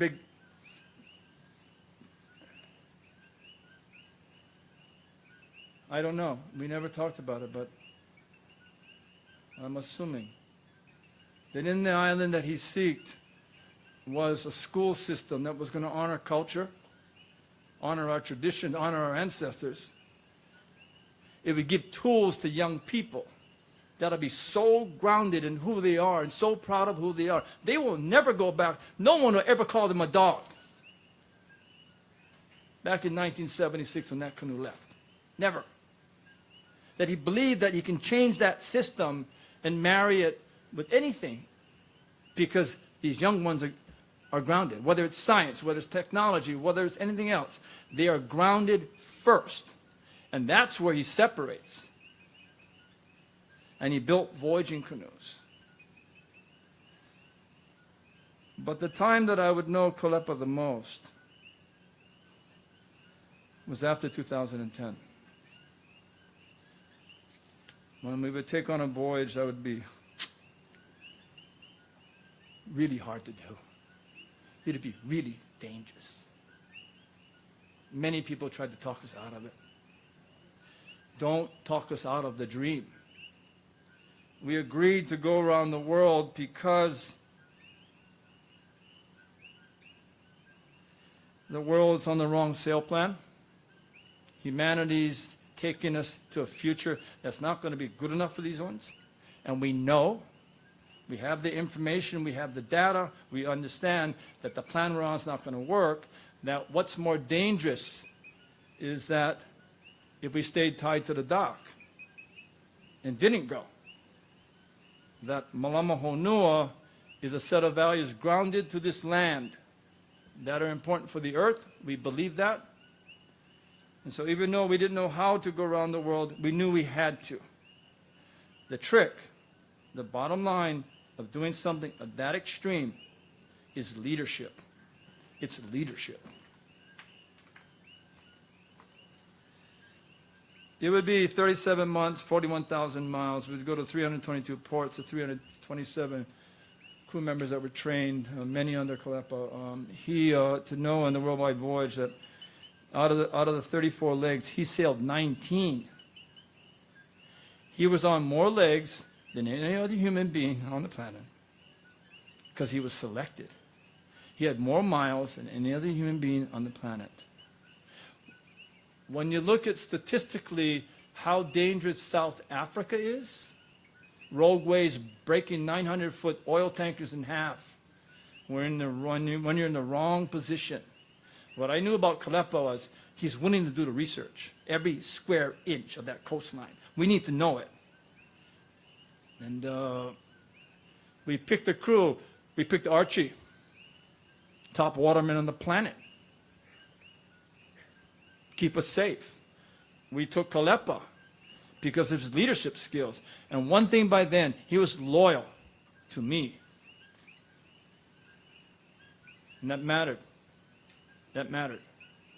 It would be the shortest leg of the worldwide voyage, only 900 miles, but it would take us 61 days as we hid from port to port.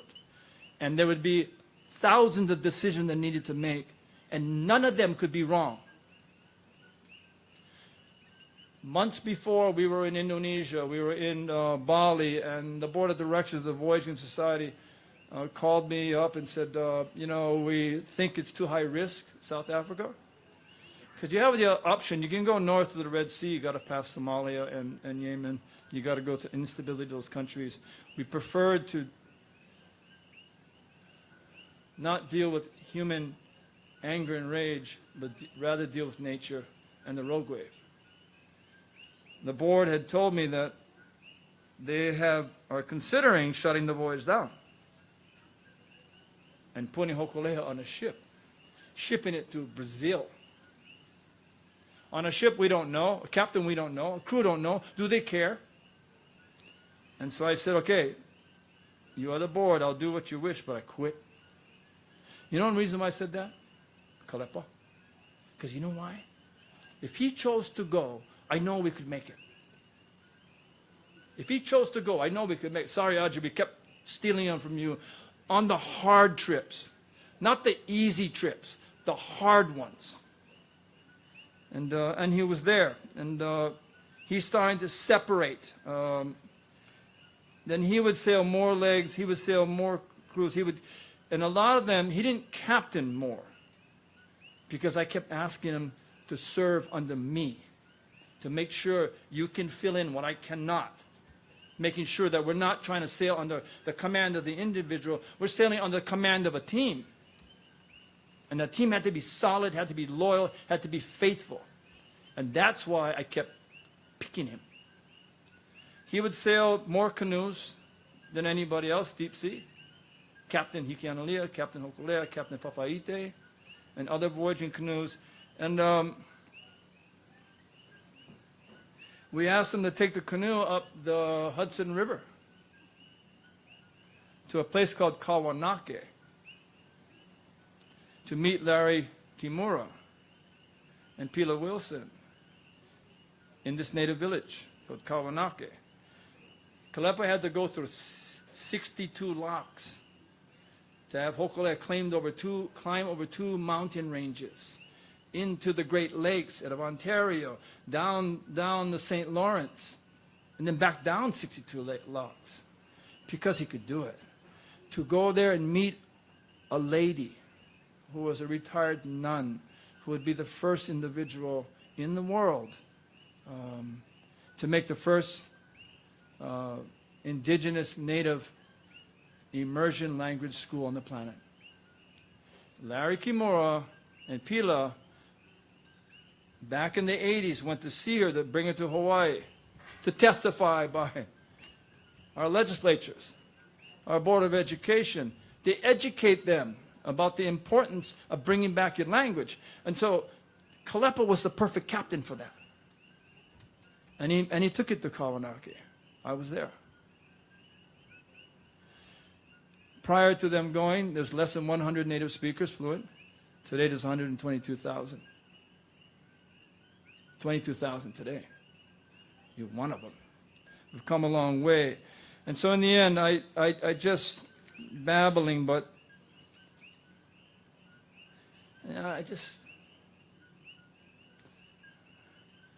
I'm in the storm right now. It's a personal mental storm with his passing, and so I'm not the only one. So people are trying to heal, and the way they heal is to participate in being able to give something to Kālepa. But what we need to give to him is make sure that one of the great pandemics in our time, yes, climate, yes, COVID, it's ignorance, it's fear, it's indifference. And one of the things, it's forgetting. How many generations do we have to go to not teach our children who they are before they won't never know? It's extinction.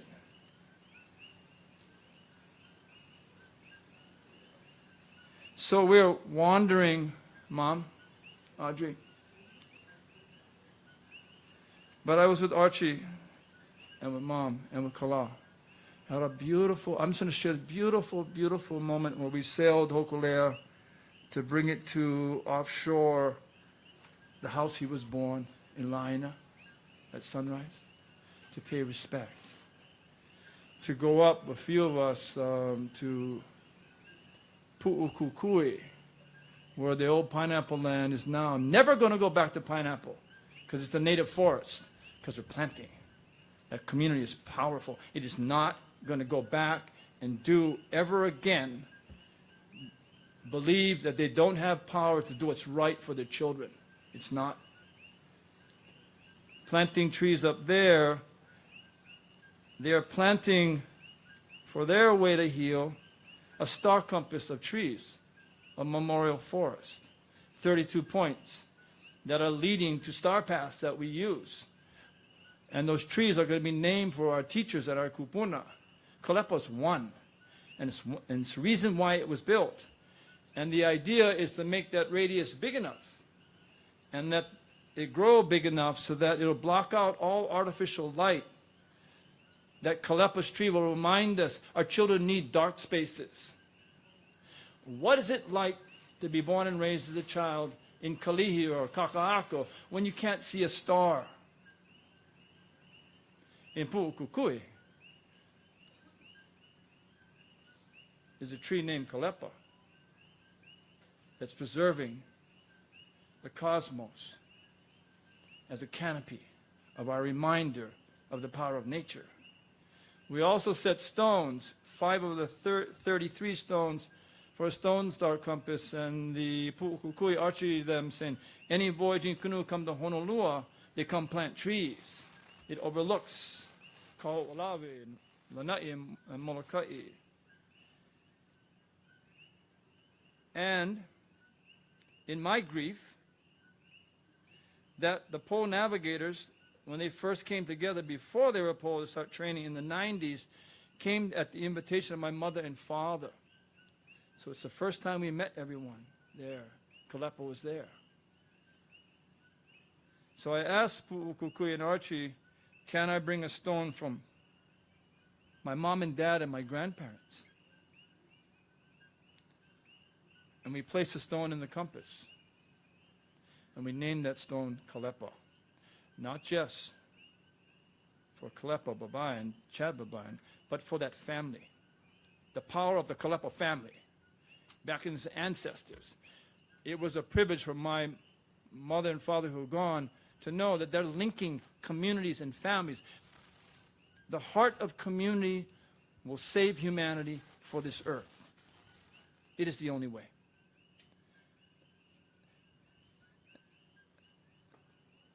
And we're going to be taking him to the convergence. Thank you. His ashes, we'll be bringing it back in promises.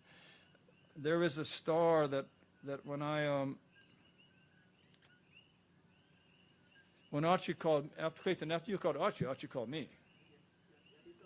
Yeah. And I stumbled around. I couldn't even talk to him. I walked and walked. Didn't help. I tried to sleep. That didn't help. I went down to Hokulea because I knew he'd be sleeping there. Stay with him that night.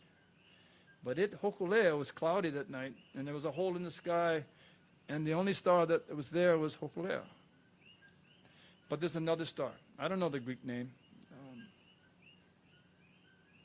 It's like it rises about half an hour before Hokulea, but it rises on the same place that Hokulea comes out of the water. They're like twins. So this star comes up, and then Hokulea follows. So when you draw an imaginary line between these two stars, it gives you actually the arc of all stars and how they rise at any latitude on the Earth. So if you can look at these two stars, you can predict how every other star is going to rise from that line. And I never taught that star. In fact, I never told anybody that star. I always called it back from with Mao was Hoku Kaulua. I made it up. It was private, but I want to let the family know that as colleague to him, that it's just really, without any disrespect, this is not so much permission. This is my choice. He is in the sky, will never be forgotten, but he'll be taught. And so in the end, I'll leave you with his deep personal relationship with Mao. Year 2000, Mao was troubled. He comes back to Hawaii, he comes to my house. We sit down. It's 2 o'clock in the morning. We're talking, and then what I never wanted to hear, he goes, you know, Nainoa, my children have too much to learn. I'm too old, and there's no time. What I didn't want to hear was extinction. It's over. The last navigator. No teachers. And then he'd nod off like he does as a navigator. And I knew you could set your watch. 20 minutes, he's going to wake up. So I wait. And he wakes up, and he goes, continues the story. He says, but it's okay, because in Hawaii, I put the seed in the ground. And when they put me in the ground after he dies, it's okay, because my tree is going to grow. And when my people want to know, when they're ready to know, they can come and see me in the tree. His tree is his students.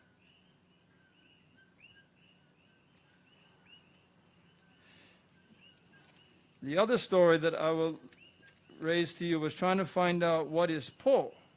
How can we be responsible for something we don't understand?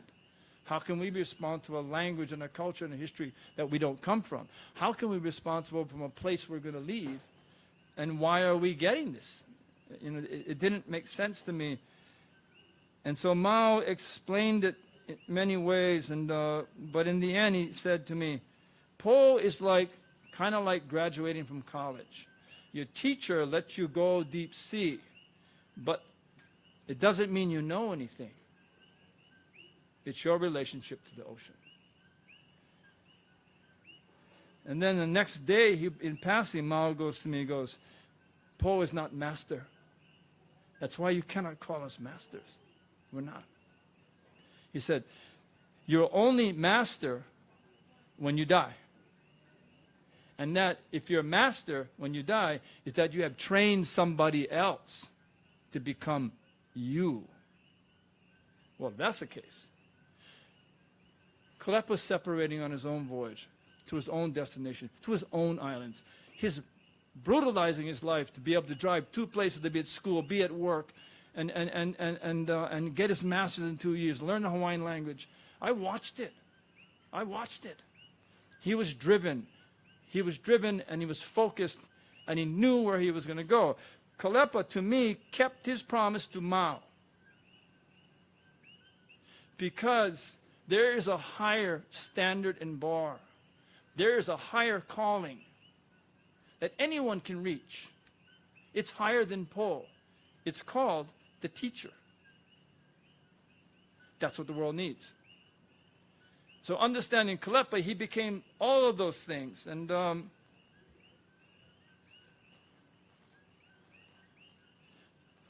Audrey, Mom, I just think that Kālepa's the master.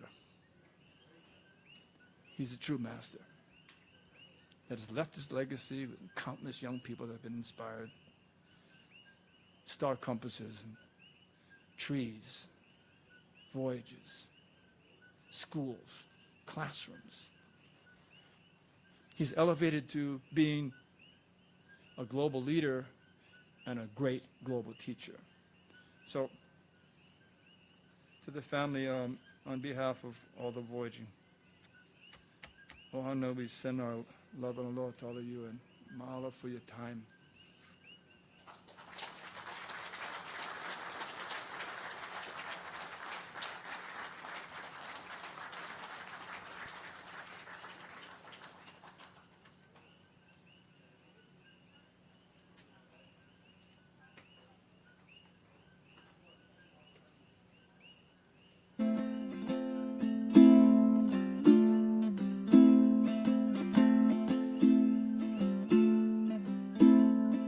Everywhere we went, he was ready to share with anyone who wanted to learn. And like you said, rolling out the star compass. And you know, when we were in Aotearoa, that was my first in Whangarei. When they had the kids, they roll it out. And when they started doing the star compass hula, you know, Manu, that was the first time I saw it. But I thought, what a great way to teach, because within 15 to 20 minutes, they knew the star compass. They knew just from the motions and the repetition, you know, went on and stuff, you know. And it was the same everywhere we went, whether it was in Africa, New York, you know, wherever we were. He not only took the opportunity, he loved the opportunity of sharing, because that was his whole objective.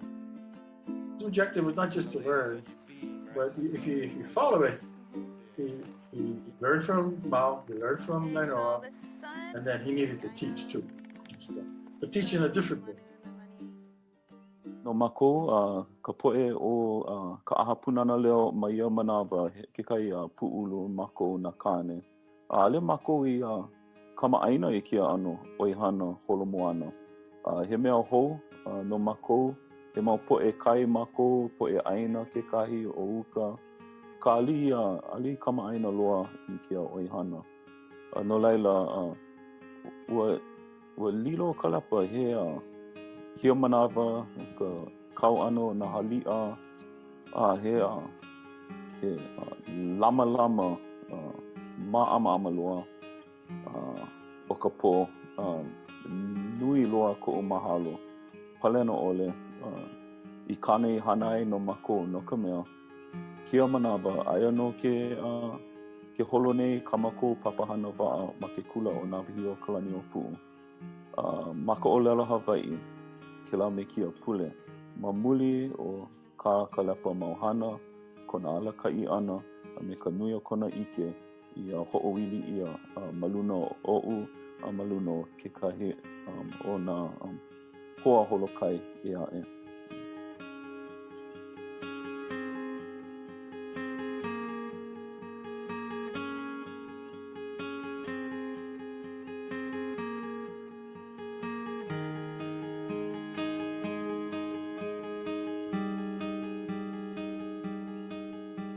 The launch of Hoku Alakai took place, and I really saw it blossom. Everything that he had worked for from way back when to the present time was Hoku Alakai.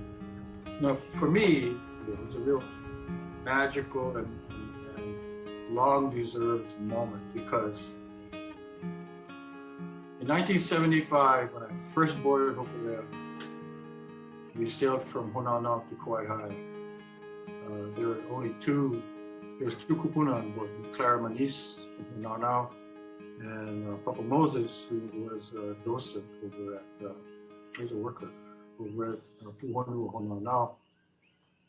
And as we sailed up the coast, the two of them would be Olelo Hawaiian, talking to each other. And it was beautiful. Most of us, we know a few Hawaiian words. We catch on a little bit of what they're saying, but we're not fluent, you know? And they would laugh, and they would describe places as they went along the coast, and they'd laugh at each other, and it was kind of a nice moment for all of us. We just kept quiet and listened to them. 30 years later, here I am on Hoku Alakai, and the whole crew spoke Hawaiian. And there was a point at which Kālepa's on Hokulea and Kaimana is on Hokualakai with me.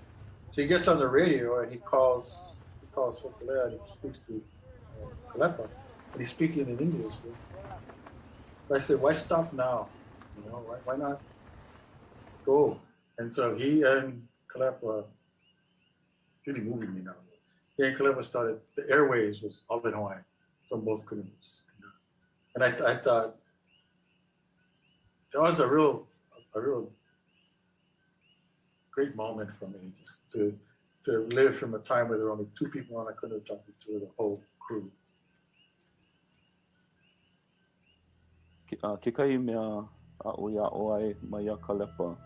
O ia hoi ke la anu kuana ike o ka poe kupuna. E paa ka waha, e nana ka maka, a e ho'olohe ka pepe iao. No ka mea, ma ka holo ana me Kālepa, a ole o ia o lelo nui. A ka ho'ike o ia ka hana, mao kona hana maoli ana, a ole o ia vehe nui. No lelo, puno mako e hele a maa i ke la. Nana ka maka, na hone e o Kālepa i ka pea i ke ama, e nana i ka hopena ma ka waa. I nā e huki i ka hoiuli ke kai au, e nana i ka hopena. Imi i ka pili mana mea au kula lohe a puni. A pela i a oai. But I'll tell you, the roughest trip for me throughout the worldwide voyage was the trip from Tahiti to Cook Islands. Being caught in a storm for like 72 hours was really intense, and I remember him telling me, just help me hold the course. Komo mako I loko ke kai anila ino loa. Hau I kai ka mai ka makani, ka ua, paka ua, nui, make anu ke ano. Ho maka wau anu kana lua I ke kumu o ka holo anu. I ke wale mai ka ike la ka ma mule o ke la anu po aia pili o koha ua loli ka uhane ma ka waa laila ke anu o ka poe ke kahi. He mea kanaka wale no ke la. Anu veli ali maa ia anu po aia pili. A ka nana wau I hope ia Kālepa. Ali ike I ka hopo iki ma kona alo. Hilo wale ana o ia I na hoailo na me na oli I ike ia. A homau aku o ia I kanahana. Ma kou nana ana I ke la malu kia o kona alo. Ua ili ke la malu na o. Awa ike wau. A ohe kuma e kana lua ai. No ka mea. Ike o Kālepa I ka hana. A hili na I piha wau ia ia. No lailo Kālepa. Ku no oia I ke la ole no ea o e hoi. He ho'okele wa'a no ka la ino. Vivo ole. A ole ho'ike mai I ke kai ano kana lua. E ho'ike I ka makaukau wale no. A e puka ana ke la makaukau. A e puka lana kila ana. Mana po aia pili a pao. You know, very few people get to see him in that element. Those of us that have sailed with him, those of us that have voyaged with him, have seen those moments, have felt those moments, and have lived those moments with him. Those are special times.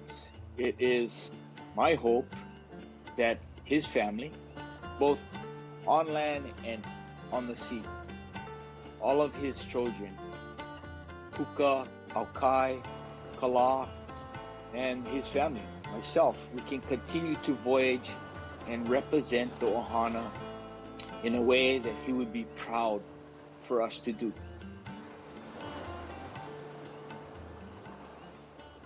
With Audrey and Puka and Kala, Aukai, they had to sacrifice a lot. So, it wasn't for naught.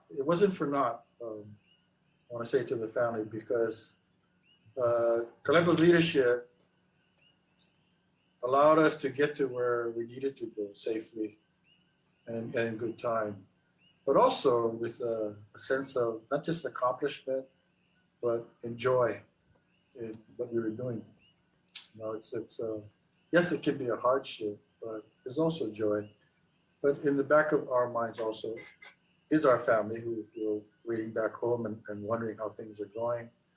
And I know that the Baybayan family was most burdened by his constant time aboard Hokulea, but it is with enormous gratitude that I have for Kālepa and for his family that he was able to spend time with those that he did aboard the canoe. And we tried, you know, my wife and I, we tried in our way to show our gratitude in many ways as we could. And again, it's hard to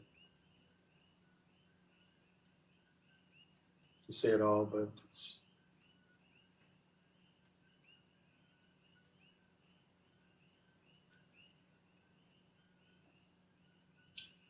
thank you. Thank you for lending us your husband and your father. Mahalo. E ana ke Audrey, Kala, Puka, a me Aukai. A me na puna, a Kālepa. Makemake wau e mahalo nui a oko.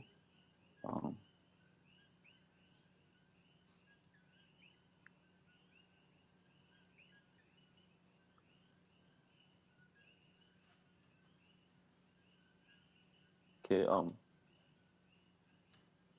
ka hoʻokuʻu ana ia papa, ia Kālepa.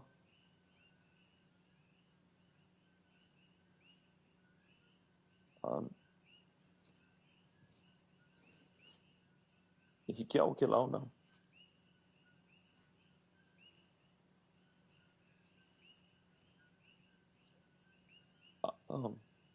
A e ao. Mai aia. Mahalo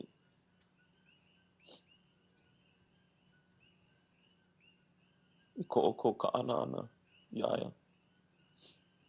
Ua pānui ko ola iaia. I kona ano. Na ka mea ike wau ua ili ke la ano. Maluna o ke kai. Like ko ano a'o. I ka o mau keiki pono I ka o mau keiki ma ke kula. So, no lala nui loa ko o mahalo ia o ko. Ka ai ana ia o. I ke kai vai loko kona ola. Nui loa ko o mahalo. Nui ko o aloha ia o ko. I like me ka nui o kāna mauhana no ko o pono. Ea wau ke hoi ke nei. E hiki au ke hoi I ke la ia o ko. A ole ko o ko e kāna lua. I nā he noi, ka wāhaiki e kahea mai au. A e wau maane e kako o mau ana ia o ko I mua. E lilo ai wau, lilo ai kako a pau he o ke ale wao o ka la ino. Aloha nui e ka ʻohana.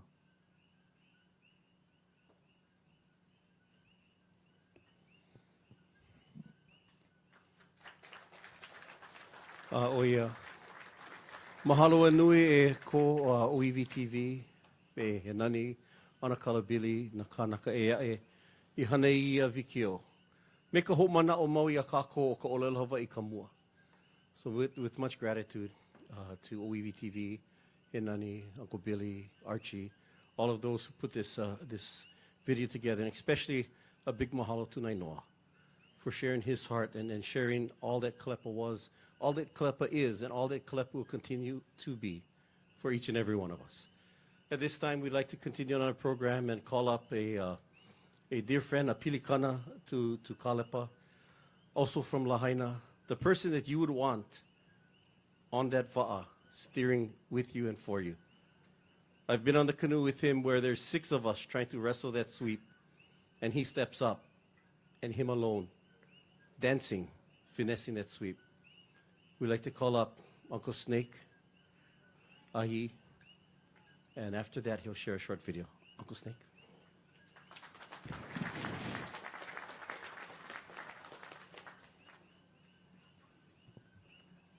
Aloha kako.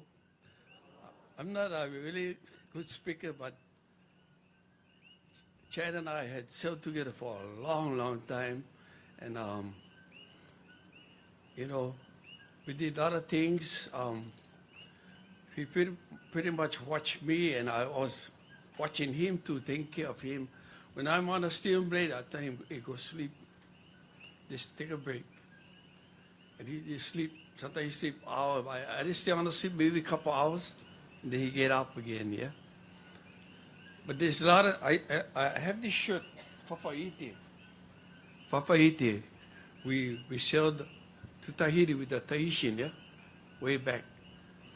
Not knowing, we took Leon and Joanne with us, the ashes.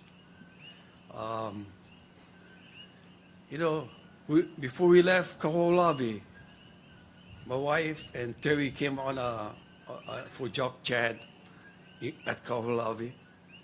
And then we faced the canoe to the shoreline. And one of the kahu on Fafaiti did a pulley. But as he was pulling, all the dolphins was around the canoe, 100 dolphins, little dolphins, spinning dolphin, was in the bay there, waiting for us to leave. And then after that, once he pulley went partway into the channel to Lanai and they turned. It was the start of Kealakahiki, the pathway back to home to Tahiti. I think all the kupuna that was there in Kālepa waiting to go home. Yeah. But there's a lot of things happened on the canoe when we were sailing to South Point. As we were sailing to South Point, two little birds came on our stay and stayed with us almost like an hour. And then once we got in a certain point, the two birds flew away and disappeared. But then when we got to South Point, we were ready to pretty much head south. Had this big himanu came right next to the canoe and was with us. Once we turned around, he turned with us, and then because the Tahitian was part of the Amakua too, yeah, the himanu, yeah. So once we sailed, the himanu went its way. Yeah? Of all the time we sailed, it took us pretty fast to get to Tahiti. But before we entered Papeete, we had Leon and Joanne's ashes. So we stopped before we were going into the channel. Chad did a pulley, and I pretty much threw Leon and Joanne's ashes in the channel before going into Papeete. For both of them to go home to Tahiti, because Joanne's family is from Tahiti. Yeah? But, you know, it's for all the families, especially you guys, you know, you guys lost a good person. To me, he's my brother, he's my mentor, and he's my family too. But you know, I made a video, not me, but my wife made a video. I had this video camera and you know, computer from the VA because I had PTSD at the time. I was going to Vietnam, yeah. But sometimes when Chad passed away, everything with my head come blah, I just cried and cried. It was hard for me. Yeah. So I told my wife, yeah, I gotta go see her shrink. But everything was okay. I go back in the ocean. Every day I went back in the ocean, back in the ocean. Every time I think about Chad, I went back in the ocean to clear my mind. But it was good, you know. It helps me. But my wife, I had to do this project for the VA because they gave me this computer and video camera. So I made this project. When she showed me, I thought, hey, this is like when I'm maki, you show everybody this video. And then was good because had everybody say, it's not only me, you know, all when we was younger, like, because way back in the 80s, yeah. But I remember Papa Mao came up to Chad and me, he said, I like you two guys. You two come my island. So me and Chad looking at her, how are we going to get down there? But I think he was thinking about the poor. Way ahead in the 80s, yeah, he was thinking about that everybody is going to go over there. But I never know. I was chosen to go over there too, but maybe Naino or somebody had me to go with them, yeah. And thank you. But, you know, from Papa Mao saying that, but just that, I told Papa Mao, you know, Papa Mao, I have a son. I name after you, Mao Nukuhiva. My grandpa's name was Nukuhiva, yeah? He. But then Chad said, oh yeah, he get Aukai. So Papa Mao said, wait, I'll give you guys names for the kid. But we were looking, he told us a name, but we couldn't remember the names yet. Even Chad, we were looking at, hey, what did he give us? Instead of asking him, yeah, what did he give us for the kids? But he gave us two names, but I mean, it's too bad we never understand, yeah? Oh my gosh. But it was Papa Mao, but yeah, we were so lucky for us, the Chad and all of us forgo the poor, yeah? But you know, I told Bruce the other day when they came to Lahaina, I told Bruce, you know, I think before you guys, everybody, or you guys poor, before you guys mark it, pick a stars for you. Grandkids can tell, this is Papa up there. But I told Bruce, you know, I like Kala, pick a star for the father. And so they can show the grandkids, that's Papa Kālepa up there, yeah. And for all you guys, I know, Bruce, you know, you guys poor never get, you guys can do it. You guys can do what I'm thinking about, yeah?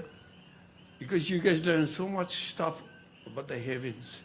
The heavens gave you so much things that guide you wherever you want to go, yeah? The clouds, the stars, the ocean, you know, the birds, all of that, it comes into one, yeah? It's a universe, yeah? So you guys have the power. You guys way ahead. Don't worry about Mao. Mao is everything around you guys. Because you guys learn from him, yeah? But I made this, my wife made this video, and I just wanted to show you guys. But it seems like when I'm marking, that's what's going to be, yeah?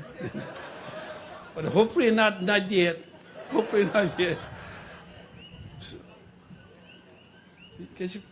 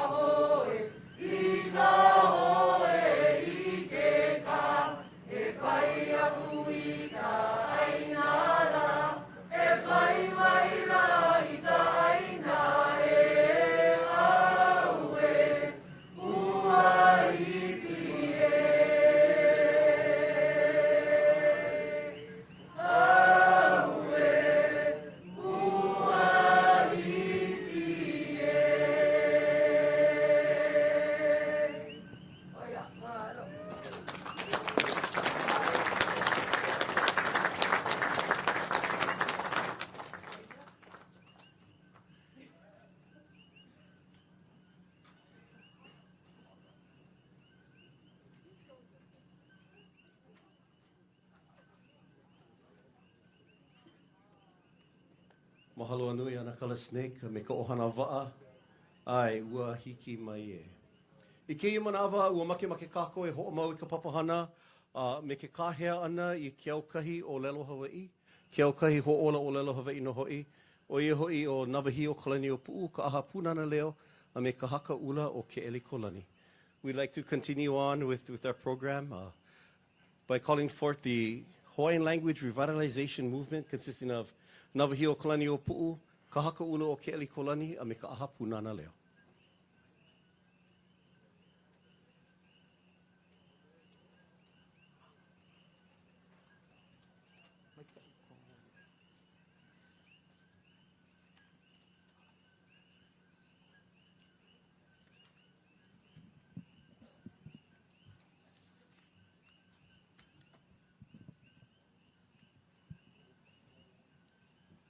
Mahalo nui loa ke ia manawa e a kuai ko mako aloha plena ole I ka ʻohana pauloa.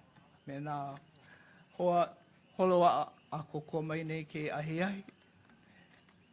Ke ho maika I ho nani aku nei ho I ke ia mauhana a pau. He hana makamai I wahi o ia ka honua nei. A ka ike kako aina ho I o Kālepa. Ma ke kahi wahi e kele nei I ka lani I ke ia po. No leila ho maika I nui. Aloha to all of us this evening. I have the honor to represent what you see here as the College of Hawaiian Language Kahakaʻula o Keʻelikolani Consortium, or Kuʻikahi, as we call it. And that consists of the college itself, of course, and the Ahapunana Leo. And the Ahapunana Leo from 1983, our college, I guess you could say from, when did we start? Okay, officially 1997 or so. And then later on, of course, we had our Navahi o Kalani Pu'u lab school out in Kea'aunau. And later on, in 2006, Imiloa Astronomy Center. And so, as I said, I have the honor to express our mana'o this evening and our connections to Kālepa Baybayan. And I'm looking at Audrey right here and all your ʻohana. Mahalo anui loa. I might have to ask you some small little bits of, I know you did some corrections on some birthdays, but I'm not going to go that far back. Although I think, Kālepa has been with us, I'm talking about with our Hawaiian Language Consortium since 1995. And so that's about 35 years. And basically, we recognized something very special in this man. And we wanted him to be a part of our program. And of course, by 1995, Hokulea had been sailing, and all of this information and pride being restored back to our people and Hawaii. And of course, the world had become aware more and more of this, our traditional navigational skills. And we didn't just float here or just the wind blew us over. So mahalo anui loa. But we recognized because, especially we had just completed our Punana Leo site at Keauhou in Kona. And I think it was Angel Pilago who kind of sent us a message over about you folks living in Kona. Now, I don't know all the particulars about how all that happened. But we had our Punana Leo school, and we knew Kālepa kind of, in a new way, Malihini way. We didn't know him too well. We knew him because of all of his work with the Polynesian Voyaging Society. And so we actually made contact with him, and I believe maybe Angel helped us a bit. And we drove over to, Pila and I drove over to Keauhou at our Punana Leo site. It was just a home up there. And had this little discussion with him about how about getting involved with creating some kind of a curriculum in traditional Hawaiian navigation, and be a part of our program through the Hawaiian language. So of course, Dina Kunei Mako Pea Kau Olelo. He said, my grandmother, of course, from Ke'anai, Ka'awamo family, fluent speakers, of course, of Hawaiian, and I'm sure the Kālepa side as well. I know I interviewed a Kālepa from Lahaina on my radio show, but this evening I can't remember his first name, but I know he's from Lahaina. And so we had this chat, and I think back about 1995, he was already or just about getting involved with United Airlines. I'm not sure, but he had that going. And then, of course, he's living in Kona. As Nainoa just already mentioned, he was carrying all of this in his mind. But, of course, as we stand here this evening to testify, he agreed to be a part of going back to school, because he's already gotten his arts degree in the community college at Maui. So when he came over to UH Hilo, he just completed his bachelor's in 2 years. And of course, this major was in Hawaiian studies and Hawaiian language. And he became fluent in Hawaiian. So when we meet with Kālepa, we speak in Hawaiian. And he actually taught Hawaiian studies, I think 297 and 298 were the number for these courses after he got his degree. But in the meantime, of course, he's doing all of this sailing on the open ocean, of course, and that's exciting. So all of this, and then, of course, the Puna Leo hired him to actually begin teaching Hawaiian navigation with our children. And by the time 2001 or so came around, we had applied for a grant. And part of the grant was to build a voyaging canoe, which is named Hoku Alakai. And of course, Kālepa was going to be the captain and navigator of Hoku Alakai. So Hoku Alakai became like the center of this program that Kālepa led and worked with especially with our lab school, the Navahi Okalani Opu School, but because we had this canoe and Hokulea and Hoku Alakai, he would take them. I'm not the sailor.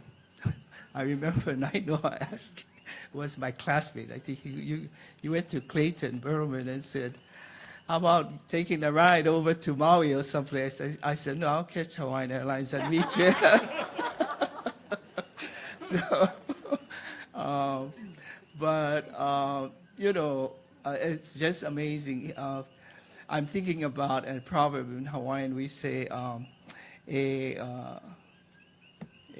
apo I kea'o, e ho'ohana, e oi kana awao, which means take up knowledge and use it, and you'll become even stronger in what you know. And Kālepa is the epitome of that. And we recognize that, I believe, in him. And as you know, there's so many quotes. I was looking on Google, and I have to say Sam Lowe has recorded so much. And has his book come out yet? Well, my gosh, just get on to Sam Lowe on Google. Hokulea, man. And these interviews that he had with Chad, as Sam called him Chad mostly, and we say Kālepa. And beautiful thinking. And exactly as Nainoa was saying, it was a great learning experience from when, I guess he was 18, or how old he was when he first got onto Hokulea back in 1975 in Lahaina.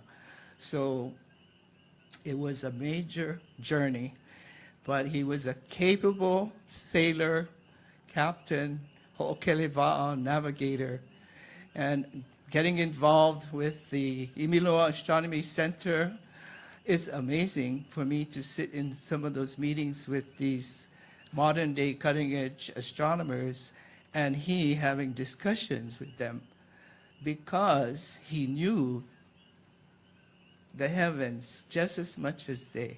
And I'm sure you have some stuff at home you could attest to that he was reading scientific material as well. So he could sit on that same table and impress them very, very much. So we all know that he's up there in the sky right now and he's touching all those stars.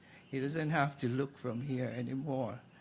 So he is really having the time of his lifetime up there.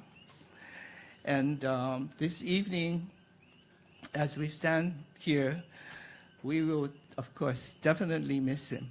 I was already saying, he's already started some projects, especially at Imiloa. Now we're going to have to finish all of that.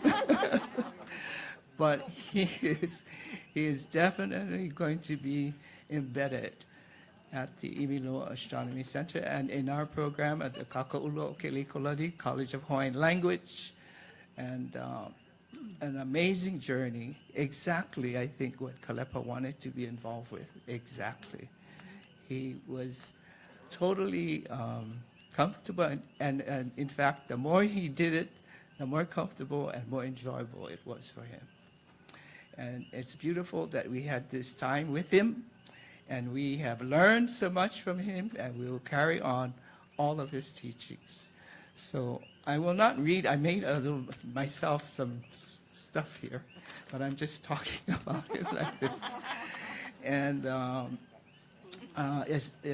he touched so many lives, and young people to old people, and all races. And we are totally indebted to all of that he had contributed to us. And I'm looking at you, the ʻohana, his children, grandchildren, brothers, sisters, everybody. Mahalo a nui loa. Mahalo. We would, do you have? Ai, ke poina nei vau. Ai. Mamaki ana e ho ike ike mau makana. A ole.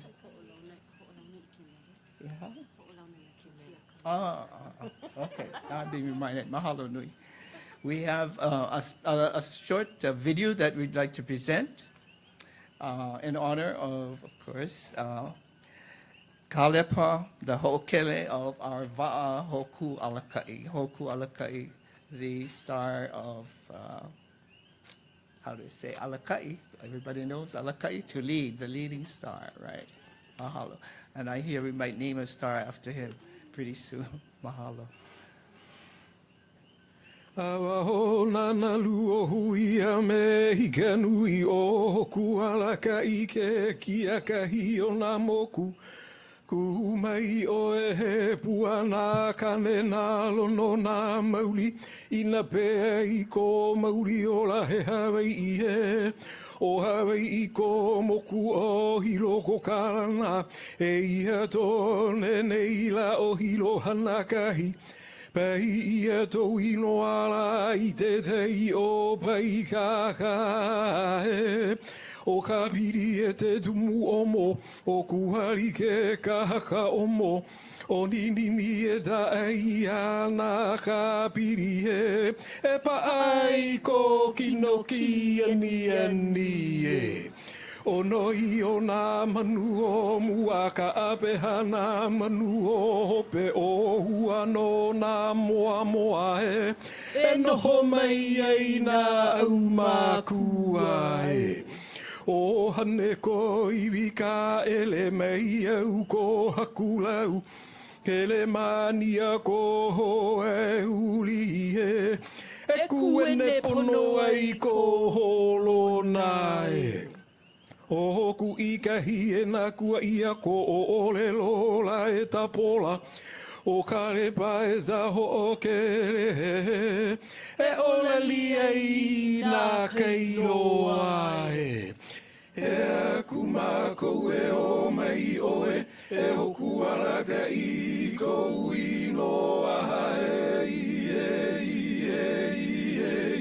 E aku mākou e o mai oe. E hoku alaka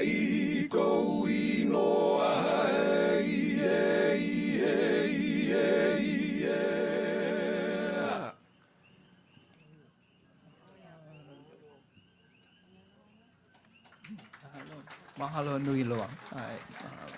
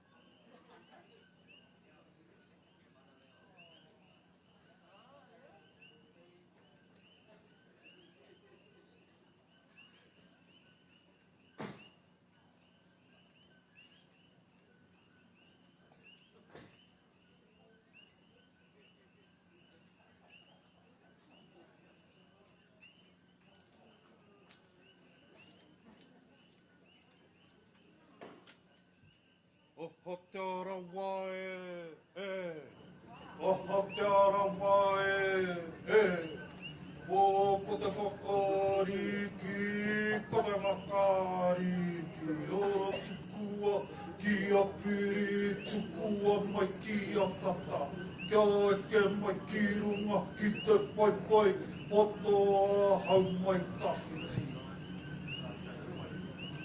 Ai, tukumehi atu, kia koutou katoa i tēnei pōahi ai.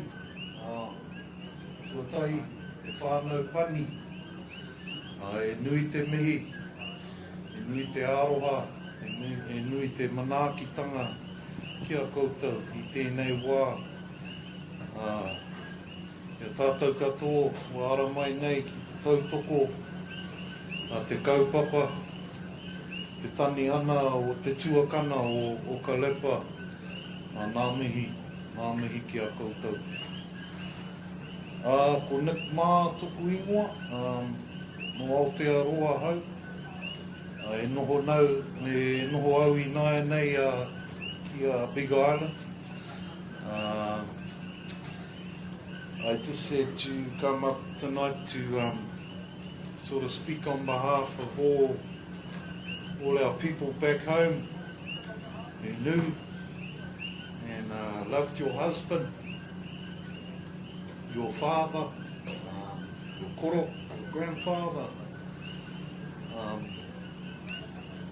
It was important for us to, many from home, especially some of our rangatiras, wish to be here to pay their respects to the brother. But unfortunately, with how it is, we can't get out of the country and to come here to do it the right way.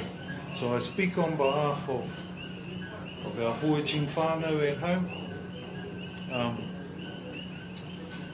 I was fortunate enough to sail with Kālepa a few times and do some mahi with him, some work, some hana. I have fond memories of him, the things I learned from him. Some funny little stories and things. Our arrival with Hokulea in Waitangi and Aotearoa. We were about to get pōwhiri, the welcome at the marae. I think it was Kālepa, Bruce and Uncle Billy. So we have what we call a pōwhiri, and it's when warriors come out to greet the visitors, the manuhiri, to see, and in traditional times, it was to see if you came in peace or you came in war.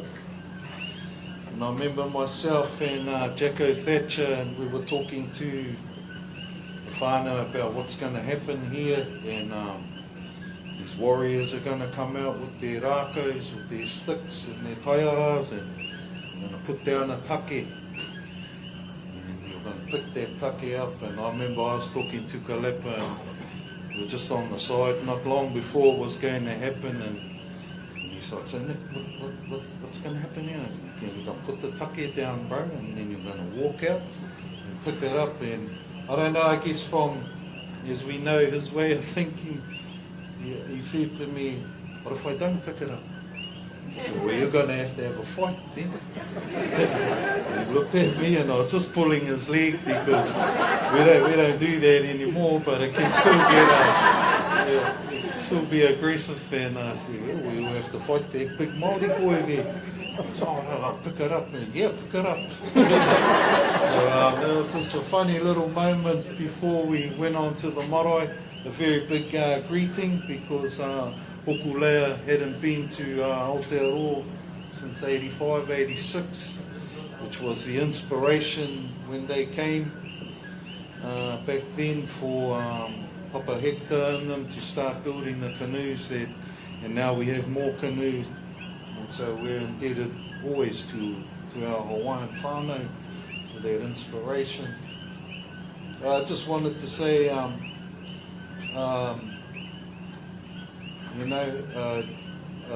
highlight for me voyaging with all some of our whānau here and with our canoes, and particularly when we took Aligano Maisu to Sarawak and to witness our brothers receive pō from Papa.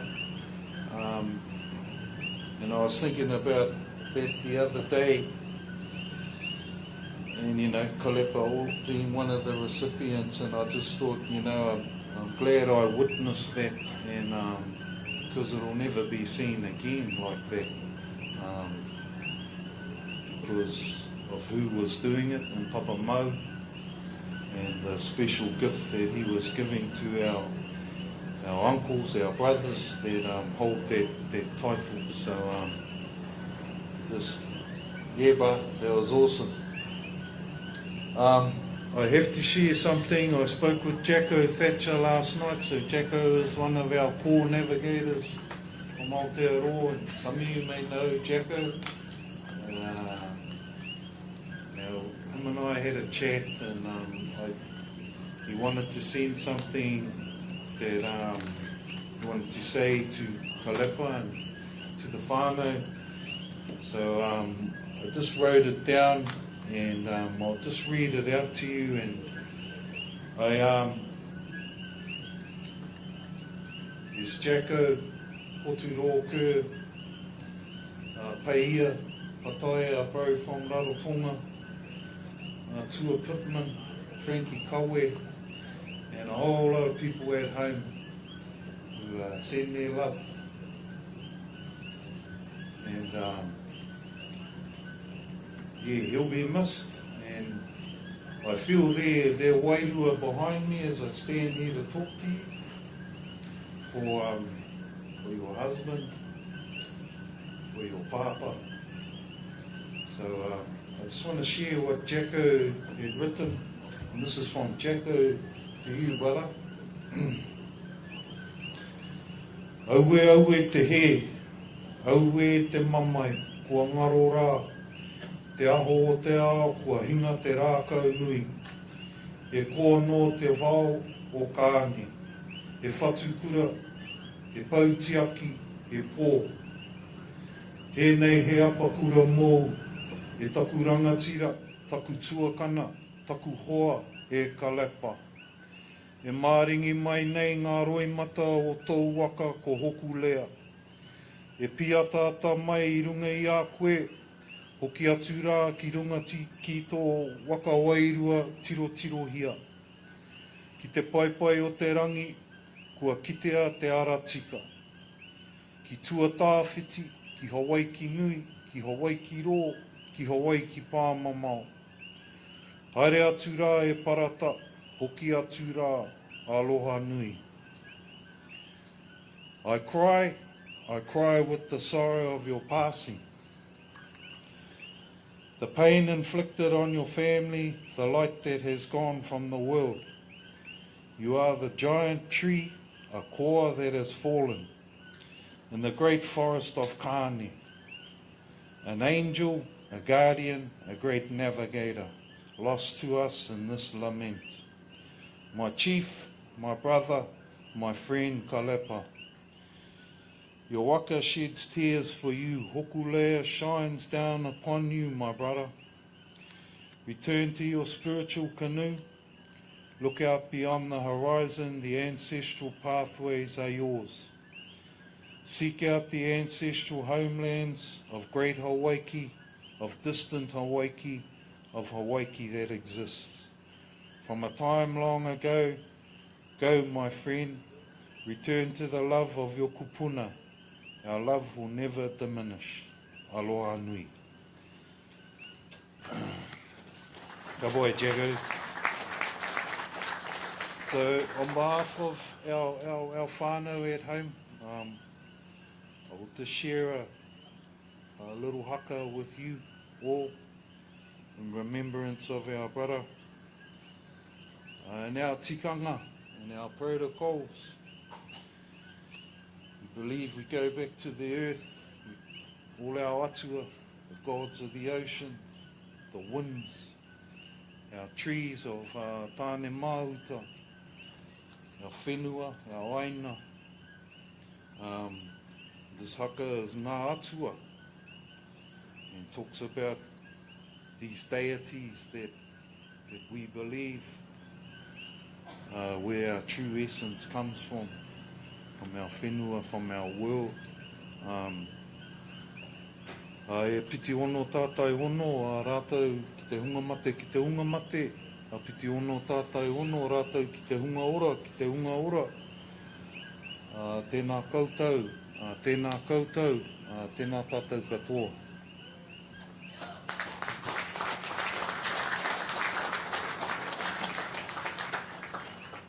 Ora whanā, whanā, hara mai te toku. Au e, hui e, tākei e ana. Wana ngā tamariki ora ngai nui. Me papa tuanuku ka puta matau. Ki te whai o, ki te ao mara mai o. Tane mauta atua. O te ngā here o tuna tauenga atua. O te riri ora tawhiri matea. Tua o te haue a hatangaro. Atua o te moan. Hei a ha ha.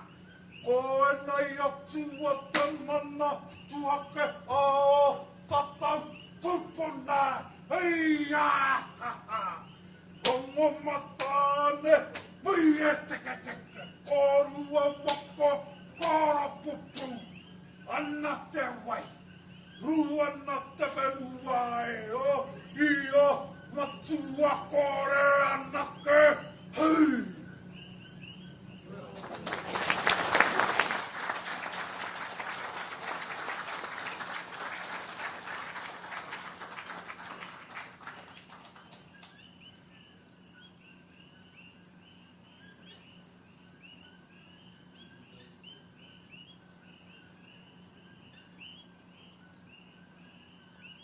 Your Honor, I'm Waititi Honi from Tautira.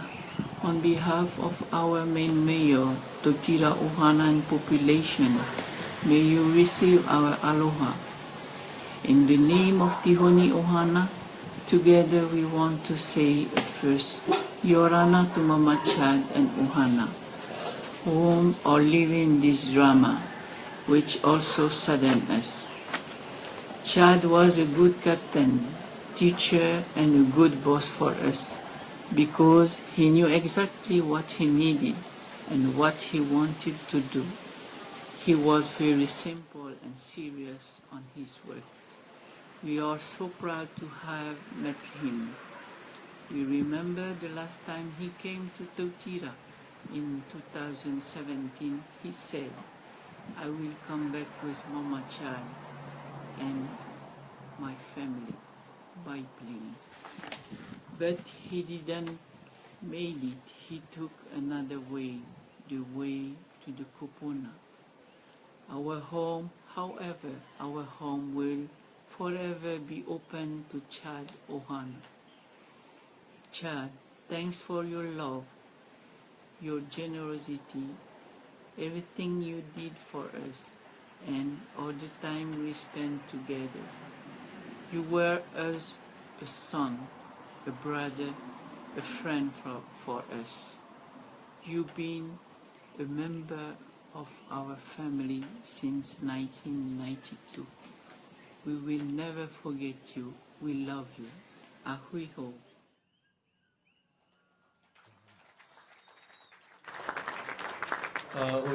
Mahalo anu e ka ʻohana ma Tautira, Tahiti, mahalo nui e Nick no ko kōrero me ka haka, me ka ʻohana, mai Aotearoa me ke kaihema. Mahalo anui. At this time, we'd like to continue on with our program and invite up our congressman, our very own Hawaii Island Miloli'i boy, who shared with America on the floors of the House. He took his 5 minutes to share about our father, our friend, our husband, our mentor, Kālepa, so that all of America could see the person, the leader that our leaders of this nation need to strive to be and to learn from, Chad Kālepa Baybayan. So at this time, we'd like to call up our representative, Kaeli Ikahele.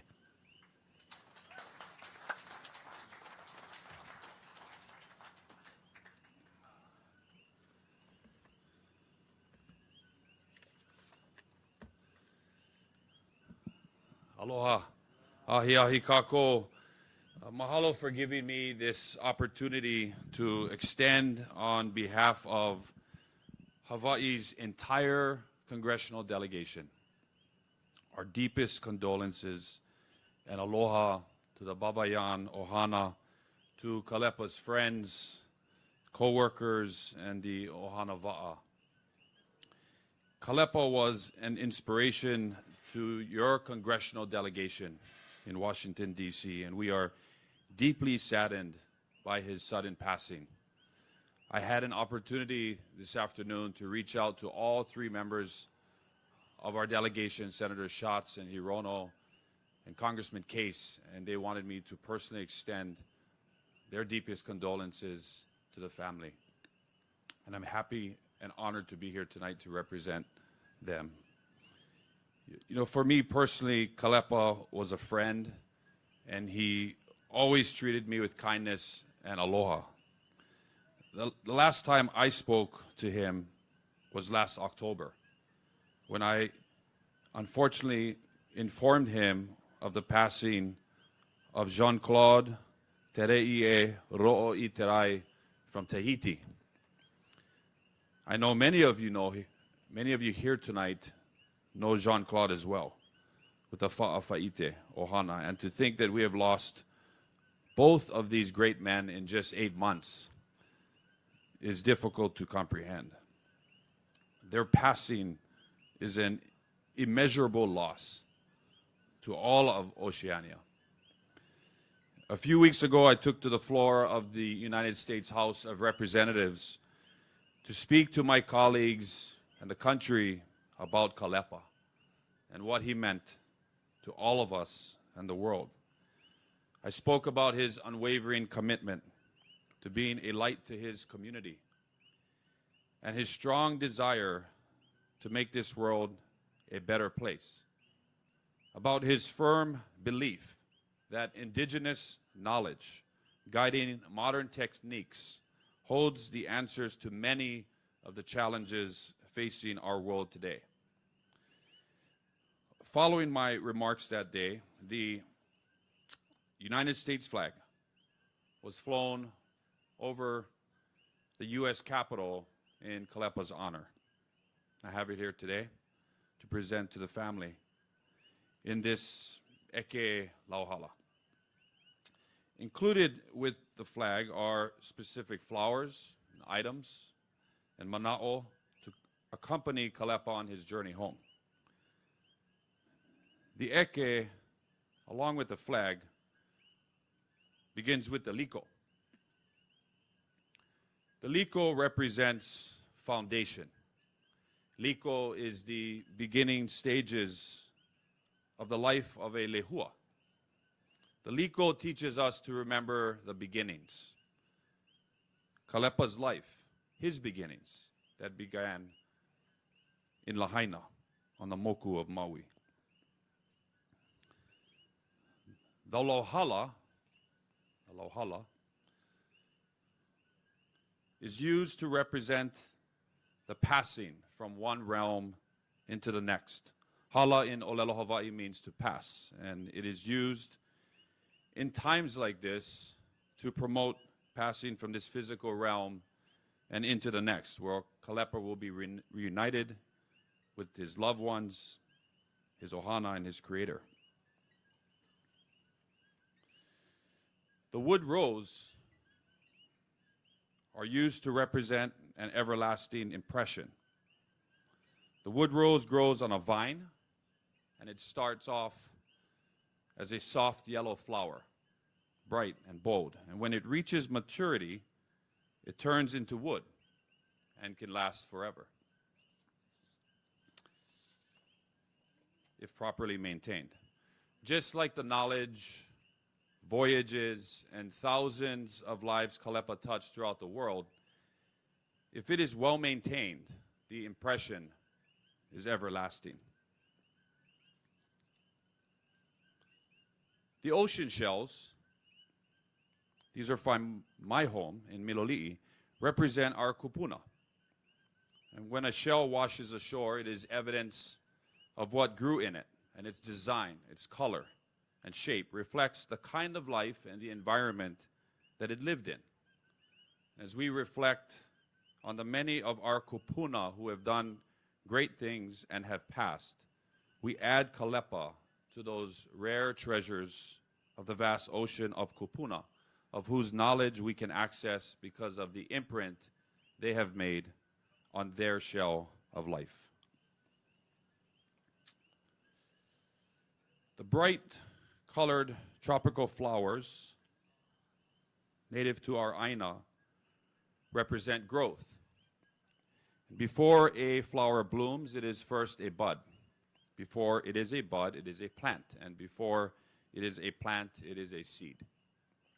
When people like Kālepa plant seeds in our communities through Oceania and throughout the world, they grow into a new generation of bright and bold colored flowers that reflect the beauty of knowledge and the DNA that he passes down. Finally, lastly, is the upena. The significance of the upena are in the maka, or the eye of the net, the fish that it traps, and the nutrition that it delivers. The eye of our kupuna reminds us that we are a product of them, and the lens of which we view the world must come from a foundational perspective. The fish that are caught in the upena, like the items in this eke lauhala, are the nutritional qualities of our kupuna that we want to intellectually digest and remember forever. Kālepa had a bold vision for Hawaii and the world.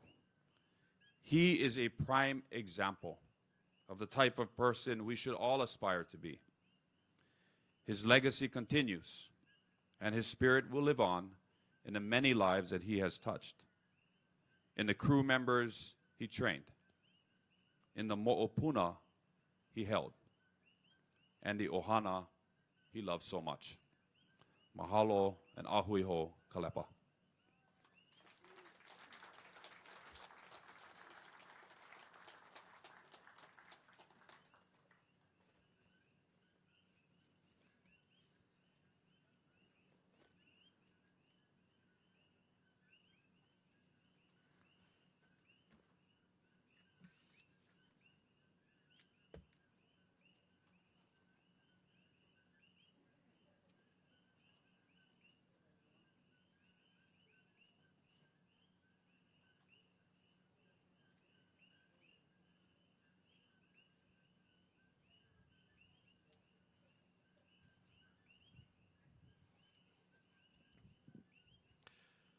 Mahalo nui, Congressman Kahele.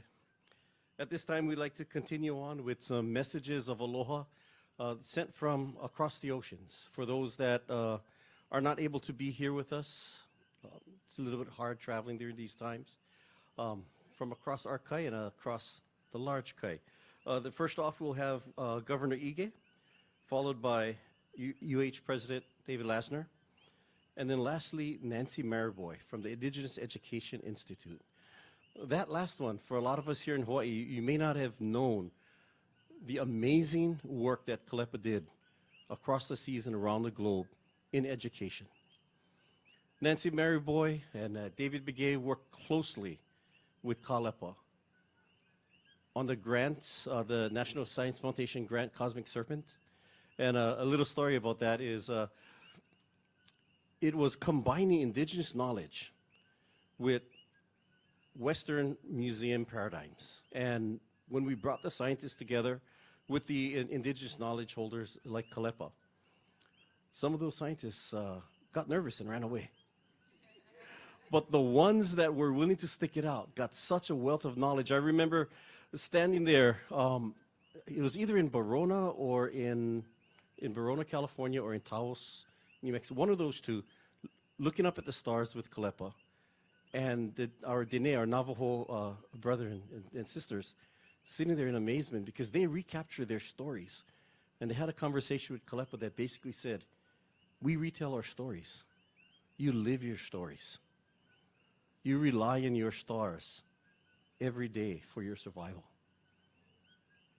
In that way and in many other ways, Kālepa was able to share our knowledge across the globe.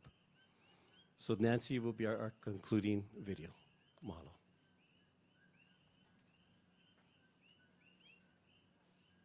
Aloha.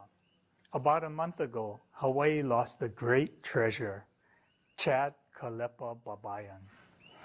It is with deep sorrow that Don and I extend our condolences to the Baybayan ʻohana, to his wife Audrey, mother Lillian, his 3 children, grandchildren, and to his extended family and friends. Please accept our heartfelt sympathy for your loss. A highly respected leader and passionate educator, Chad immersed himself in Hawaiian language programs for Keiki as well as in the Hawaiian Language College at the University of Hawaii at Hilo.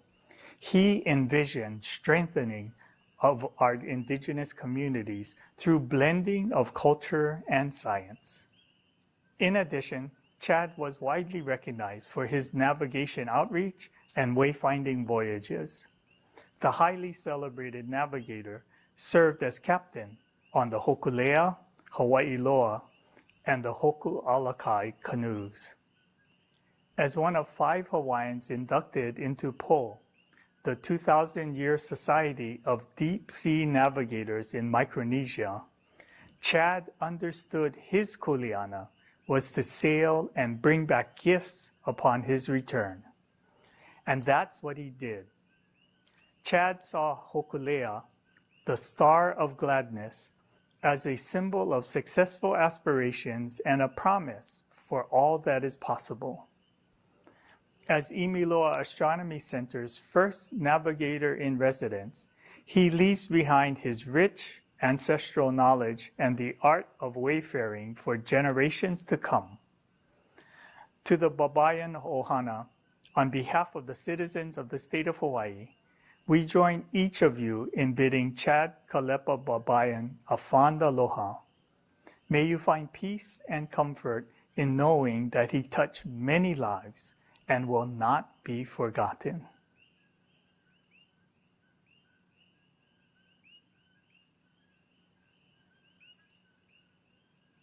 Aloha mai kako. Like all of you gathered this evening, in person or online, Kālepa touched my life in many ways, and my work. I met him soon after I became interim president of UH. He asked me questions about my background, my experience, my life. He wanted to take the measure of who I was as a person, not just the job I had stepped into. When I first met with Nainoa to talk about the Mālama Honua worldwide voyage, he asked me 2 things only. He wanted me to sign on with other education leaders in Hawaii to the promise to children, our commitment that the voyage would make a difference in education. That was easy. And he asked me to release Kālepa from his UH duties to dedicate his time to the voyage. Nainoa told me that Kālepa was the one person they couldn't do without. Kālepa's job was navigator in residence at Imiloa, and I thought, why wouldn't we let our navigator navigate? I left others to figure out the bureaucratic implications like workers' comp and insurance that can be so annoying. Kālepa was a remarkable man in so many ways. He dedicated his life to perpetuate the wisdom, culture, and knowledge of his people. As Po navigator, he taught navigation to many of those who followed. As a captain, he taught many the art and science of sailing safely. And as a scholar, he continued to the end to research, to learn, and to generously share what he found about the history of his people and these islands and how they might have approached the problems of today. He was steadfast and principled in his beliefs, even when they were unpopular, even very unpopular. But he knew what he stood for and why, and even in disagreement, he was never disagreeable. He treated everyone with respect and aloha. Above all, I believe he was an educator and a navigator. He always found the teachable moments for everyone around him. And in addition to navigating on the ocean, he helped everyone he encountered find their own paths forward, their sail plans for their own journeys through life. Mahalo to his family, who so graciously shared Kālepa with all of us. I feel fortunate and honored to have been part of the crew for just some of his journeys in recent years, and to have been able to learn from him myself. Kālepa's passing leaves a deep hole within the university and is an immense loss for all of Hawaii. I miss him already. Everybody, aloha. I'm talking to you today from the San Juan Island, so it's good afternoon for me. I'm very, very honored to be able to speak about my dear friend Kālepa, and I'm very, very sad that this has to be. My words today are really sent out with love to Kālepa's wife, Audrey, and his children, and those who are going on without his physical presence now. As I said, my name is Nancy Maryboy. I'm Diné, Navajo, and Cherokee. I'm the head of the Indigenous Education Institute, and I've done many, many National Science Foundation and NASA, different projects that Kālepa was engaged with. On April 8th, I was on a conference with Kālepa, as a matter of fact, and he was, as usual, very eloquent, said what needed to be said, was a wonderful guide for all of us. And we got off the call at 8:30 and everything was fine. And then I get a call the next morning early from Kai'u telling me he had passed away. And I have to say, it was one of the biggest shocks I've ever had in my life. And it's continued to be a shock as I start to imagine what a life without Kālepa is going to be, especially for the family, but also for the many, many hundreds of us that knew him and loved him, worked with him, and were taught by him. When I think of Kālepa, I think he was one of the great leaders of our time. My research partner and I, David Begay, we always looked to him for what he, especially in Hawaiian matters, and whatever Kālepa said, we went right along with him because we always knew it was going to be balanced, it was going to be perfect. And as Native Americans, what he was saying always sounded right to us. It seems like I always knew him, but I can't figure out when we even met.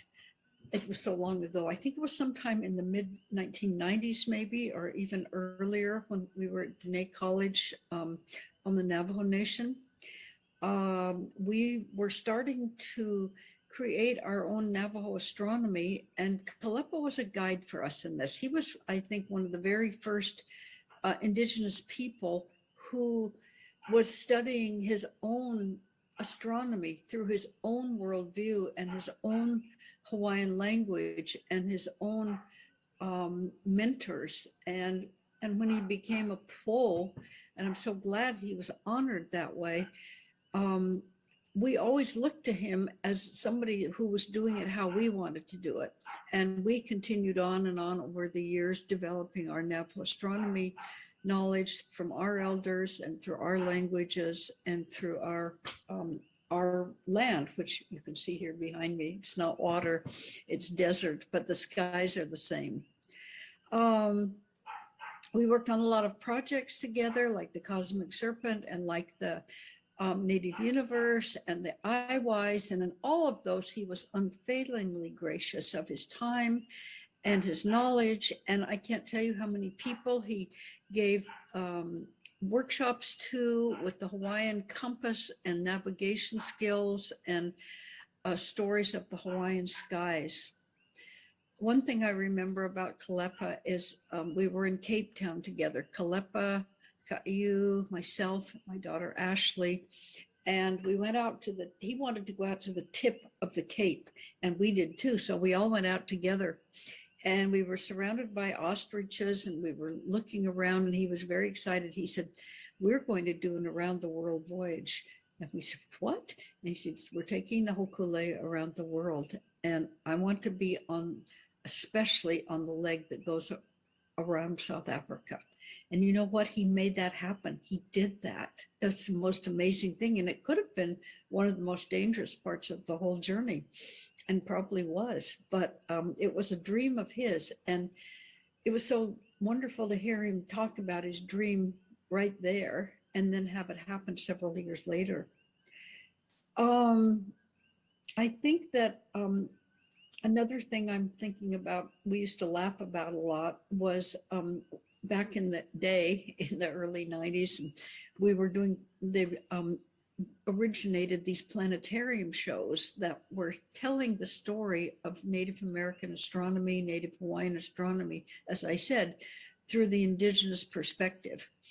And one time in particular, we always would laugh about this years later. We were, I remember it was in Honolulu, I think it was in the big convention center.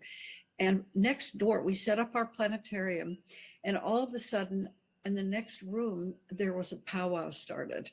And the drum beat was just drumming, and you couldn't hear a word. And we opened the door for the visitors to come in. There were only two of them, nobody else. Everyone else was at the powwow.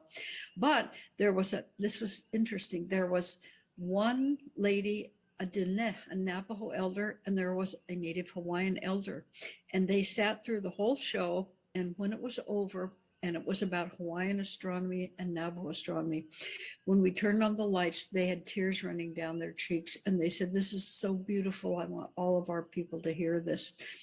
Thank you so much for showing it to us." And here, Kālepa and I had just been sitting there like this, saying, "Well, they probably can't even hear a word that our portable planetarium is saying because of all of the noise." But anyway, it always made me feel good that we were able to reach two elders who really, really appreciated the knowledge.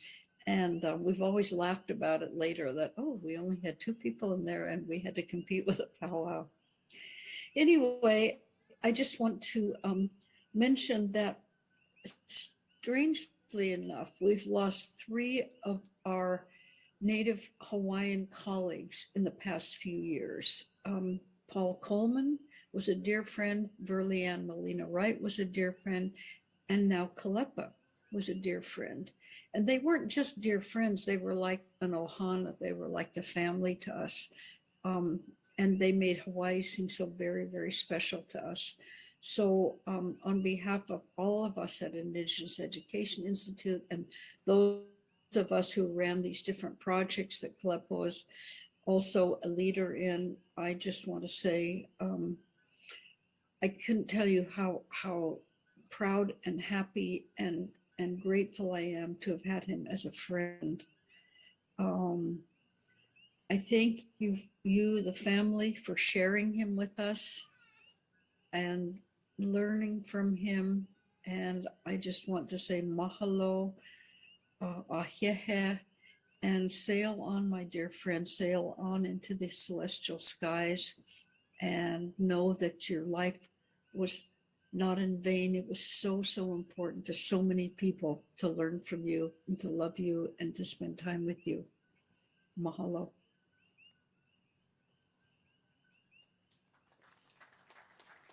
Oia, mahalo nui loa ia o ko e kolu e kia aina ige e peliki kena Lasner me Kauka Mary Boy. Thank you, Governor Ige, President Lasner, and Nancy. As we continue on with our program, we'd like to call up Sister Anne-Marie for a prayer for Kālepa, followed by Aukai, his son, with some leo mahalo, followed by closing remarks by his brother Theodore Suter, followed by Hawaii Aloha.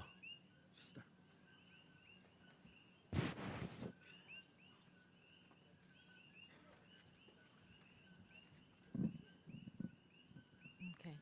I'm Chad's sister. My name is Lisa, but as a nun, my name is Sister Anne-Marie. I fall fourth in line. So after my brother Llewellyn, and then Chad, my brother Clayton, and then myself, and then my brothers Lio and Ted. And I am the only girl. So growing up is always really interesting, but also one of the most wonderful things about growing up was my brothers and being surrounded by my brothers. Being here just today, I want to thank you so much for so much that you shared about my brother, the way he's impacted your life. So much was said, so much I know that you didn't say, but just in your words, in what you showed in your faces. Thank you so much.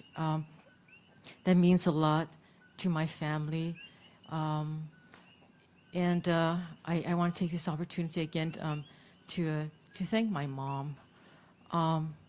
There have been so many people who've talked about, and my brother, he was a great educator. It came from within him. He was so much like my grandfather, Dallas Kālepa. My brother was an avid reader, but if you saw my grandfather, his library, and my mom's library, Chad, from a very early age, you walked into his bedroom and he had multiple bookshelves. And through the years, whenever he had money, he would buy books. I mean, like series of books. And he really got a lot of, it was just part of him, part of who he was. He and my mom would exchange books, have some great conversations. But just growing up, we did a lot as a family. It was very important. Every day, every night, as little kids, we would sit at home, at the family home, and we played cards, played Go Fish.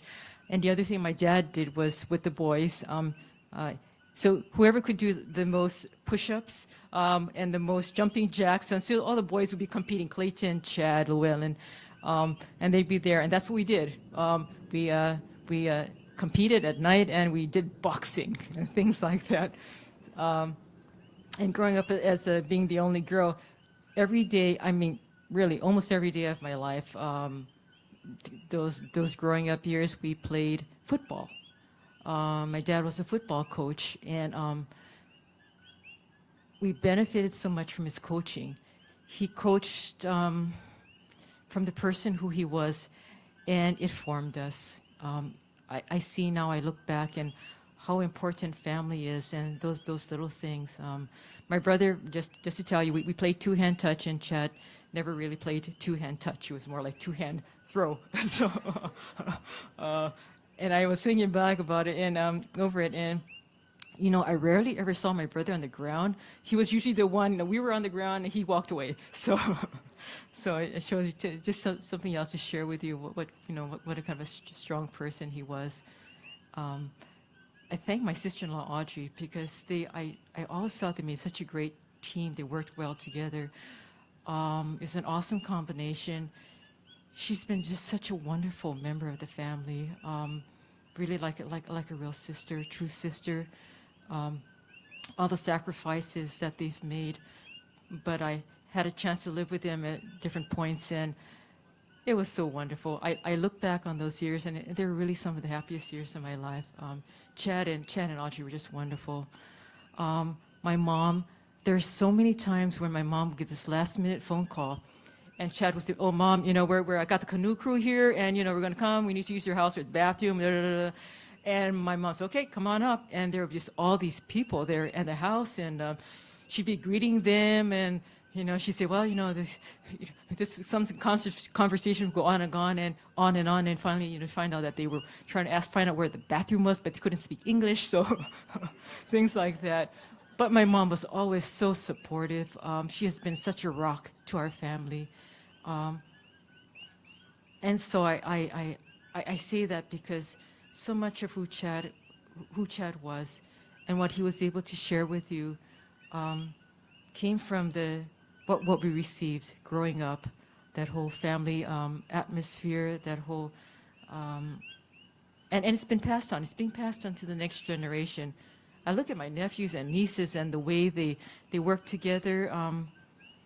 My mom passed it on to my nephews and my nieces. Chad did it. When my nephews and my nieces were at their home, you know, he gave them things to do. You did this, you do this, and you know, and they listened to Uncle Chad. Well, they had to listen to Uncle Chad. So I want to thank you. One of the privileges that I think we had as a sister is that when Chad went on his worldwide voyage, I asked the sisters, I said, we have to pray Chad and the crew through from start to finish. Pray him every single mile. There are going to be some really dangerous legs on the journey, and just whatever could possibly happen, cover him with your prayers. And I mean, the sisters at the convent, the monastery that I live at in California, they took it to heart, and they prayed. They prayed, covering the canoe, each crew member with prayers. The sisters loved my brother Chad. They always asked about him, and whatever I could share with him, with them, they admired my brother so much. The times when he was able to visit with Audrey, he just held them, just spellbound, just captivated by what he was able to share, what he was able to impart, just the quality of the person that my brother Chad was. So I thank you so much. I see now that how big our family is. And it's wonderful. It's wonderful to have this large, extended family, and it's so great to be back home. Living in California for such a long time, Hawaii is so special. Everything about Hawaii, you know, in here, and so please don't ever lose that.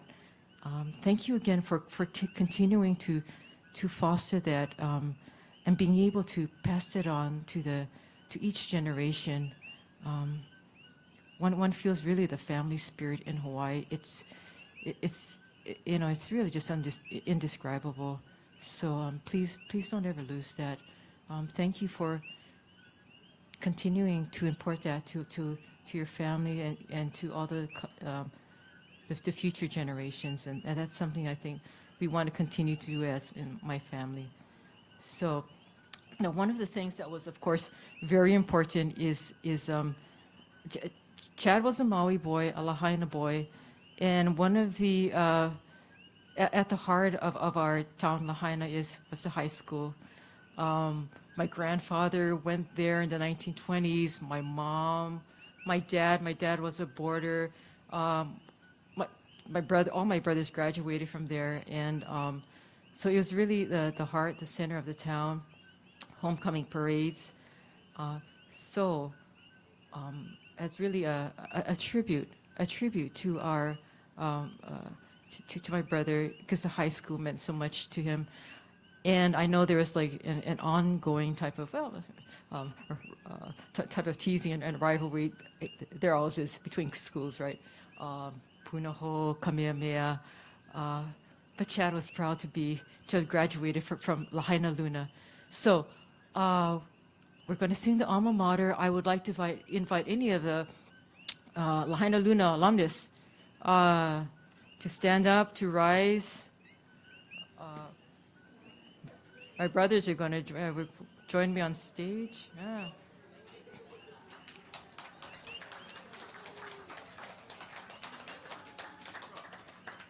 Yeah, I want to thank so much of people from Maui for coming.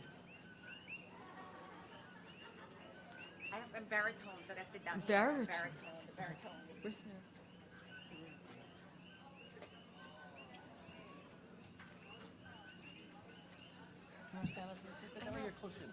I'm baritone.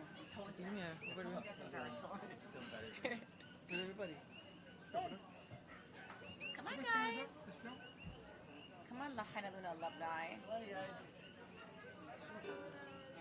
Where's my... You gonna sit from there? Come closer, come closer. Randall, we need your falsetto. And if you want to join in, the words are right on the screen. Oh, it's on the screen? The words are... Ah, you ready? Yeah. Stand.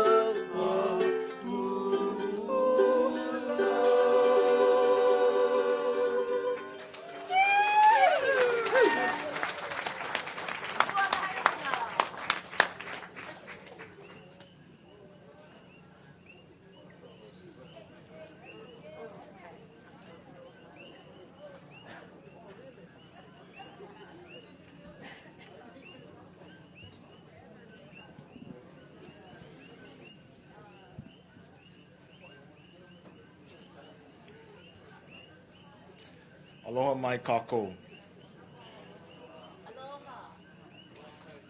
Today is a day of profound sadness and grief.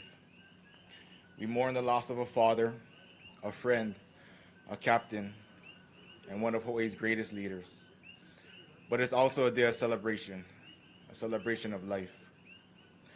My father accomplished so much in his life, and in doing so, he put his stamp on the world. We are all here today, virtually and in person, because my dad is in some way connected to you. To make something like this event happen today was a joint effort. It is not an easy task. we're still living through a pandemic, and we were very skeptical of holding a service during these unprecedented times. There were many hands that helped make this event possible. From arranging my dad's return home to hosting a service that follows the CDC guidelines where we can ensure the safety of all of our guests. So to begin, mahalo to our cousins Cassie and Clinton Baybayan for coordinating the on-site medical team so we could safely host this function. This was a daunting task, but they were key players in making this all happen. Mahalo to the premier medical group, Scott Miskovich, Ann Broderson, and support staff who provided COVID-19 antigen testing for both the viewing and service today. Also, we'd like to thank Malama Ia Incorporated that provided symptom screening, masks, and sanitizer for all attendees. We would also like to send a mahalo to Columbia Funeral Homes and Dodo Mortuary for the compassion you showed while caring for my father.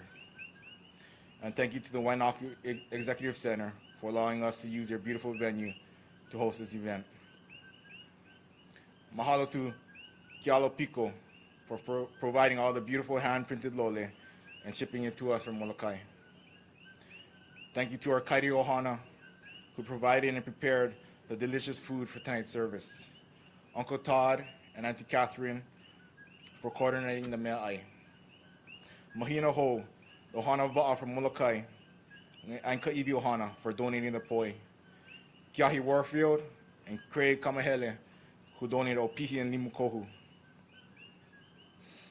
A special shout out to Ana Kala Kalau, who constructed my dad's urn. This gorgeous piece of art was made from koa, milo, and monkey pod, and depicted his love for navigation in every detail.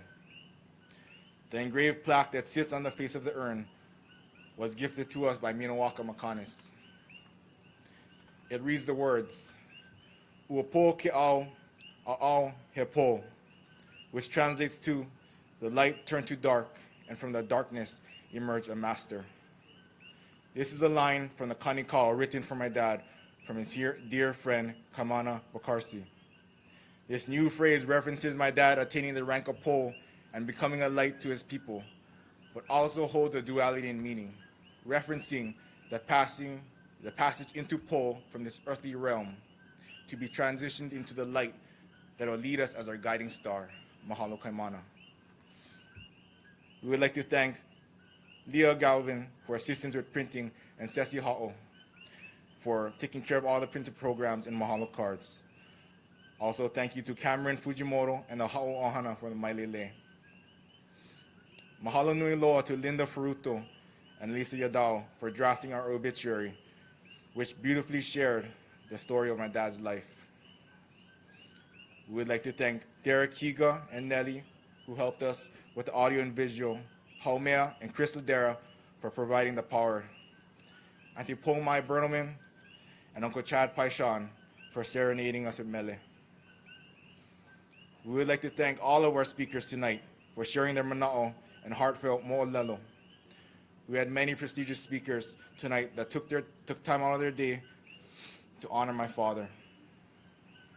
The best way to perpetuate one's legacy is to share their stories. This is what we are here for tonight, to share stories and celebrate the life of my father. So mahalo to all for your enlightening words. When we were planning this event, we knew we had to find a way to have this service without encouraging a large gathering. Traditionally in Hawaii, we include everybody, so we knew this was going to be a tricky task. Luckily, my dad had great friends. We want to send a huge shout out to OEV TV, Bryson Ho, Naalehu Anthony, and Ku'ule Bazilla. You guys are amazing. Lehu, thank you so much for all the slideshows and video compilations. You went above and beyond. Mahalo to the Polynesian Voyaging Society for sponsoring this event tonight and for your ongoing support to the Baybayan ʻohana. We would like to thank Imiloa and all of our ʻohana va'a that helped coordinate this event. We had weekly meetings to keep us on track and mitigate duties. Our meetings were headed by Kaio Kimura. Her organization and attention to details kept us on course. We had so many members of the ʻohana Wa'a help to make this event happen, and we are deeply indebted to you. We want to send a shout out to a man who's been our guardian angel in Seattle. Thank you, Matthew Bannock, so much for opening up your home. The enormous amount of generosity you showed to us will never be forgotten. Thank you for all that you've done. We are eternally grateful. We'd also like to thank our extended voyaging ʻohana in Seattle for taking great care of our family. Last but not least, mahalo Auntie Debbie and Uncle Billy Richards and Hawaiian Airlines for bringing my father home. I want to share a story with y'all. A few days after my father had passed, Uncle Billy and Auntie Debbie arranged for me to fly up to Seattle to help bring my father home. As I waited for my flight home in Seattle, I stared out the window and I read the name of the plane to myself. Hiki'analia. Hiki'analia. What is the chance that of all the planes that Hawaiian Airlines owns, Hiki'analia was bringing my father home? Unaware to us that Auntie Debbie not only arranged for our travel, but she made sure that my father's final voyage back home to Hawaii was on board Hiki'analia. Auntie Debbie told me that when my father's arrangement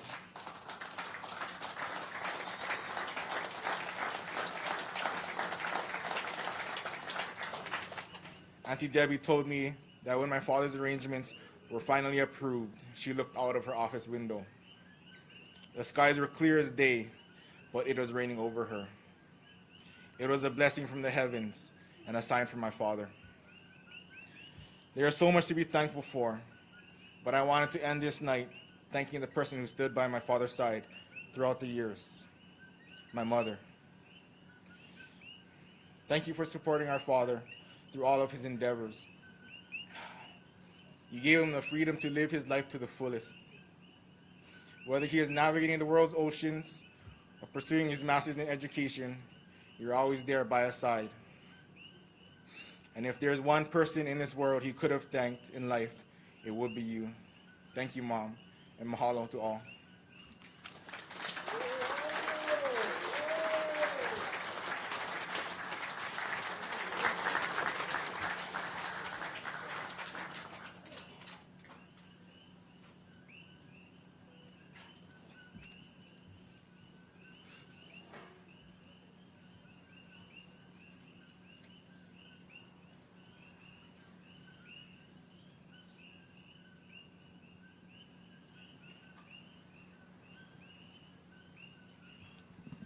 As Alkai said, I just want to thank everybody that shared stories tonight and just memorable moments from our brother's lifetime and history.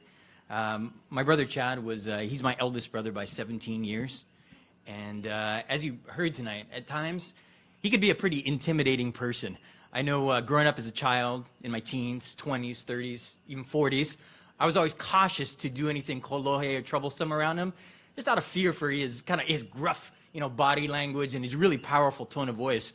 And I don't think I was alone there. I think all my siblings, definitely the nieces and nephews, probably all shared that at least once or twice in their lifetime. And I never really gave it a lot of thought about Chad's demeanor. Although when I got older, I noticed that although he was kind of strict with me and the other siblings, my friends would come over, friends of family, cousins, aunts, and uncles. He was always a lot of joking and laughing, but he was a little bit more stern with me. And then I kind of thought about his childhood, and especially recently. I mean, his father, Llewellyn, passed at a really young age, Chad's young age. And then our oldest brother, Llewellyn, also passed when Chad was in his early 20s. So I kind of feel like Chad, probably around that time, he kind of took it upon himself to be almost like a parental figure, lead by example. And growing up, I mean, I was mischievous at times as a kid and also in my teens. And I think it would have been a lot easier for Chad when I did something wrong not to say anything, just be the easygoing brother. But I think to Chad, it was a lot more important to make a positive impact on our lives as siblings growing up. So I think he prioritized kind of teaching us over being the easygoing guy. And I didn't appreciate it at the time, but I certainly do now. And some of the lessons that Chad taught me, again, I didn't realize it until recently, but they've stayed with me for my entire life. One of those lessons happened in 1991. And I remember that year because that's the year I graduated from Lahaina Luna High School. It's also the year that my parents went on a 3-month trip to the mainland for the entire summer. And before they left, they were very clear that there would be no parties when they were gone. And, I was 16, so I did my best not to listen, not to follow instructions, and probably no more than a week after they were gone, I had a large party at the house, probably 50, 60, maybe even 70 people over the house. And surprisingly, thank you, that's probably more like it. Without warning, my brother Chad showed up. And although he did not say a single word to people, his body language spoke a very loud message, and that was clear out. Because within a few minutes, everybody in that party had left. And once they were gone, Chad said, okay, so your job now is to clean up everything, and then you can go to bed. And there was a lot to clean up. There's bottles and cans and half-eaten food, and so reluctantly I started cleaning up. Probably about 10 minutes into that, I heard somebody giggling outside. I thought it was one of my party guests. So I went outside to let them know they had to leave, but actually wasn't a party guest. So I walked outside, and we had a large Doberman Pinscher, pretty intimidating dog. He was about 80 pounds. He had a temper on him. His name was Panther. And Chad was actually, the giggling was coming from Chad. He was on the ground with this dog, and he was wrestling with the dog, having a good time, and he had the dog in a kind of loose headlock, just roughhousing with the dog. And I interpret this laughing and Chad wrestling with Panther to mean I was in the all clear and I could stop cleaning. So that's what I did, and then immediately Chad saw me. And he said, you're not done. Go back in the house, finish cleaning, and then you can go to bed. And again, I didn't appreciate it at the time, but to this day, when we host a party at the house, I'm involved in a party, I can't go to sleep or I can't relax at the end of the night until everything is gone away. And I think part of that's maturity, right, growing up, but I know a big part of it was to happen in 1991 with my Chad, my brother Chad, and that was just, it's a lesson about, I guess, accountability, responsibility, taking, cleaning up after yourself, really, and that's something that stayed with me the entire time. My mom recently reminded me that Chad was big on inspirational quotes. And I lived with him for a couple of years as a roommate in Honolulu when I was going to college in the 90s, and he was working at the Voyaging Society. And he had quotes all over the house. He'd write them on Post-its and poster boards, and he'd post them in our apartment. And Vince Lombardi, Coach Lombardi, was one of his favorite quote resources. He was a NFL coach in the 50s and the 60s, Hall of Fame coach, and he had these great quotes and one-liners as well. And one of his quotes that I'm sure Chad enjoyed was, mental toughness is many things, and it's difficult to explain. Its qualities are sacrifice and self-denial.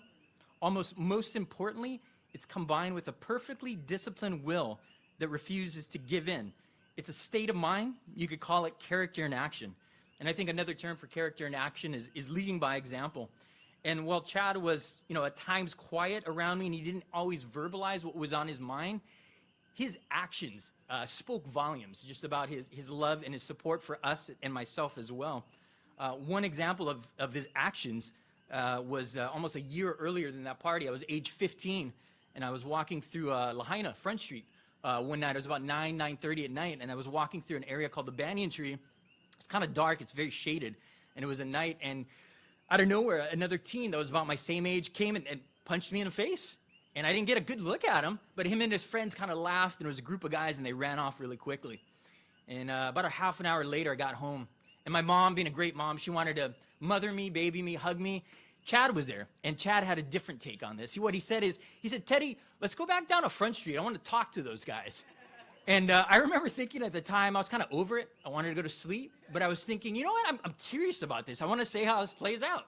So we went down to Front Street, and we walked from the Banyan Tree down to Lahaina Luna intersection and back a few times, and I didn't remember what the guy or the guys looked like. So literally every single guy that we passed that was a local male, about 15 or 16 my age, Chad walked up to each and every one of them, and he said, Teddy, is this the guy? And every time I said, no, I don't think it is. And then he turned back to me again, are you sure this is not the guy? And I said, no, I don't think it is. And we walked up and down Front Street for probably an hour and a half doing that to countless people. So we never found the people. 2 days later, I went back to Lahaina Luna Monday morning for high school. And nobody said anything about my fat lip. Nobody mentioned the fight. But two classmates that I'd never had a conversation with at Lahaina Luna both came up to me, different times of the day, one at the morning and one at lunch break. They both came up to me in a quiet voice. They said, are you associated with the Hawaiian Mafia? And I had never heard that term before. I haven't heard it since. I was kind of confused by what they meant by Hawaiian Mafia. And although I was confused, I thought it had to have something to do with Chad, what happened over the weekend. And it sounded kind of scary, whatever the Hawaiian Mafia was. So I remember I looked at both guys and I said confidently, yes, I am. And that was the last time that I ever had any hassle with anybody at Lahaina Luna High School. And, you know, I haven't thought about it until now, but to go down to Front Street, probably 11 o'clock at night, and threaten 20 to 30 different guys out of respect for your brother and the fact that, you know, he had a fat lip. It wasn't a serious injury. I mean, if that's not unconditional love or brotherly love, I don't know what is. I mean, that just spoke volumes to me. And so that's kind of, you know, one of those kind of action that sent a big message to me. And, you know, Chad did that because he really believed in doing what was right or what was pono. You know, regardless of, for example, what your feelings are on the Mauna Kea telescope, I really have to commend Chad for his integrity. He took a side, and it wasn't a side that was favorable with everyone, but he didn't waver to, you know, just appease people or waver to public opinion. He really, he stayed with his stance because that's what he believed in, and that's what he believed the right thing was to do. And he was extremely passionate about doing what he thought was pono. Another thing that he was really passionate about was sharing. And it could be sharing Hawaiian knowledge, history, culture, wayfinding. There was no qualifier for Chad to share knowledge with you. If you were excited to learn, he was excited to share. It didn't matter what your skin color was. It didn't matter where you're from. It didn't matter what your political views were. And that's something he was always willing to share and encourage people really to learn. And I think for me, that's another important lesson that my brother left with me is sharing with people builds trust and commonality, and finding something you have in common with others that leads to unification. And whether it's uniting a team of crew members, a community or multiple communities like he and the Voyaging Society did with Malama Honua, I think we all have something to share with people. And at times, you know, I get caught up in criticizing people or finding fault in someone when I don't agree with them. But instead, you know, Chad said we're one global community with many of the same needs and wants. As Chad said during a very impassioned speech in 2019 in front of the Big Island County Council members when speaking about the Mauna Kea telescope, he said, everybody, you need to learn how to share. With anyone's passing, I think it's important to take time to grieve, but I think it's equally important to find time to celebrate that life, especially when that person, Chad in this case, really has done so much to help so many. And I think it's important to take Chad's leading by example to heart, his character to action. And, you know, we can all make a difference in others, and it doesn't have to be something as significant as helping a resurgence in wayfinding, bringing back an ancient Polynesian practice. But we all have knowledge. We all have mana'o. I think that would better the lives of others, and it's all a matter of our willingness to share that knowledge with others. And so Chad's passing has encouraged me to kind of look at my life a little bit more and ask, am I doing enough to help people? And can I be doing more? And in my job at a hotel that I work at in Maui, I like to help our new managers by, part of my job is I facilitate small workshops that focus on manager skills that a lot of new managers should have, you know, conflict resolution, communication, time management, delegation. But my favorite one is I do a workshop on organizing a presentation and presenting it to other people. And I always tell new managers that regardless of what you're presenting, one of the most important things is find a way to be passionate and relate to what you're saying. If you're passionate about what you're saying, it's engaging. People listen. If you're just saying it just because you have to say it, then it's just background noise, really. And so to show those new managers how important being passionate is, I share with them 3 speeches from 3 different and very passionate speakers. The first speech I always share is, let's see, Oprah Winfrey's 2018 Golden Globe acceptance speech. It was passion that was about inequality and oppression that she faced. It really was an inspiring speech. The second example of passion that I show is Barack Obama's 2004 Democratic National Convention speech. He had a message, it was a promise of hope, unifying the country, unifying the world was kind of his message. The third one I show that exudes passion, Chad Kālepa Baybayan's 2014 UH Hilo commencement speech. And the reason I share that always with the 2 managers, it was a great speech. 2 reasons. One, sense of humor. He showed how important a sense of humor it is, how it puts people at ease, how it makes people comfortable. I don't know if you remember this from his speech, but Chad reminded the UH Hilo graduates that the most important or well-known Vulcan, because that's their mascot was Dr. Spock from Star Trek. And so he kind of reminded people of that during the commencement speech. The second reason I share that speech is Chad was very passionate about wayfinding, and he found a way to simulate wayfinding to navigating through life's obstacles. So I just want to share with you briefly just a few quotes that I think were really moving from that. Chad said, like life, wayfinding is not about your destination. It's about the journey. It's about imagining and dreaming. It's about pursuing your dreams and what you're passionate about. Chad went on to say that you can say I'm like a turtle. I navigate through life slow and methodical, but you need to stick your neck out from time to time and take a risk. When you leave the safety of the shores, you find the stars. He also said the most important thing I have learned, and don't forget this, is to thank people for the honor and privilege of having shared experiences and moments in life together. As diverse as our planet is, all human beings around the world are concerned with the same things: family, community, health, well-being. That is an incredibly unifying force for all humanity. He also said being a PO, or master navigator, it's not about wayfinding. It's about being a light to your community and being someone your community can count on. This next quote kind of reminds me of our sibling dynamic in our family. Chad went on to say that there's 6 seats in a canoe. They're all important, but the 6th seat, or the steerman, is the most important. The steerman is responsible for making sure the efforts of the 5 paddlers in front of him or her are unified and collective, and therefore creates synergy. Synergy means making sure the sum of the parts are greater than each individual part. He closed his commencement speech by saying this: there are only 2 phases in life. First, you are here, and then you are not. And making the most of his life, or of our lives where we're here, that's kind of what that reminds me of. First, you're here, and then you're not. My brother, you have moved on to the 2nd phase of life, and I thank you for reminding all of us of the common goal that they're paddling towards, and that is being caring, being supportive, showing respect for those around us. You will be missed. You will be celebrated. Hui hou, my brother. We'll see you in the next phase. Thank you.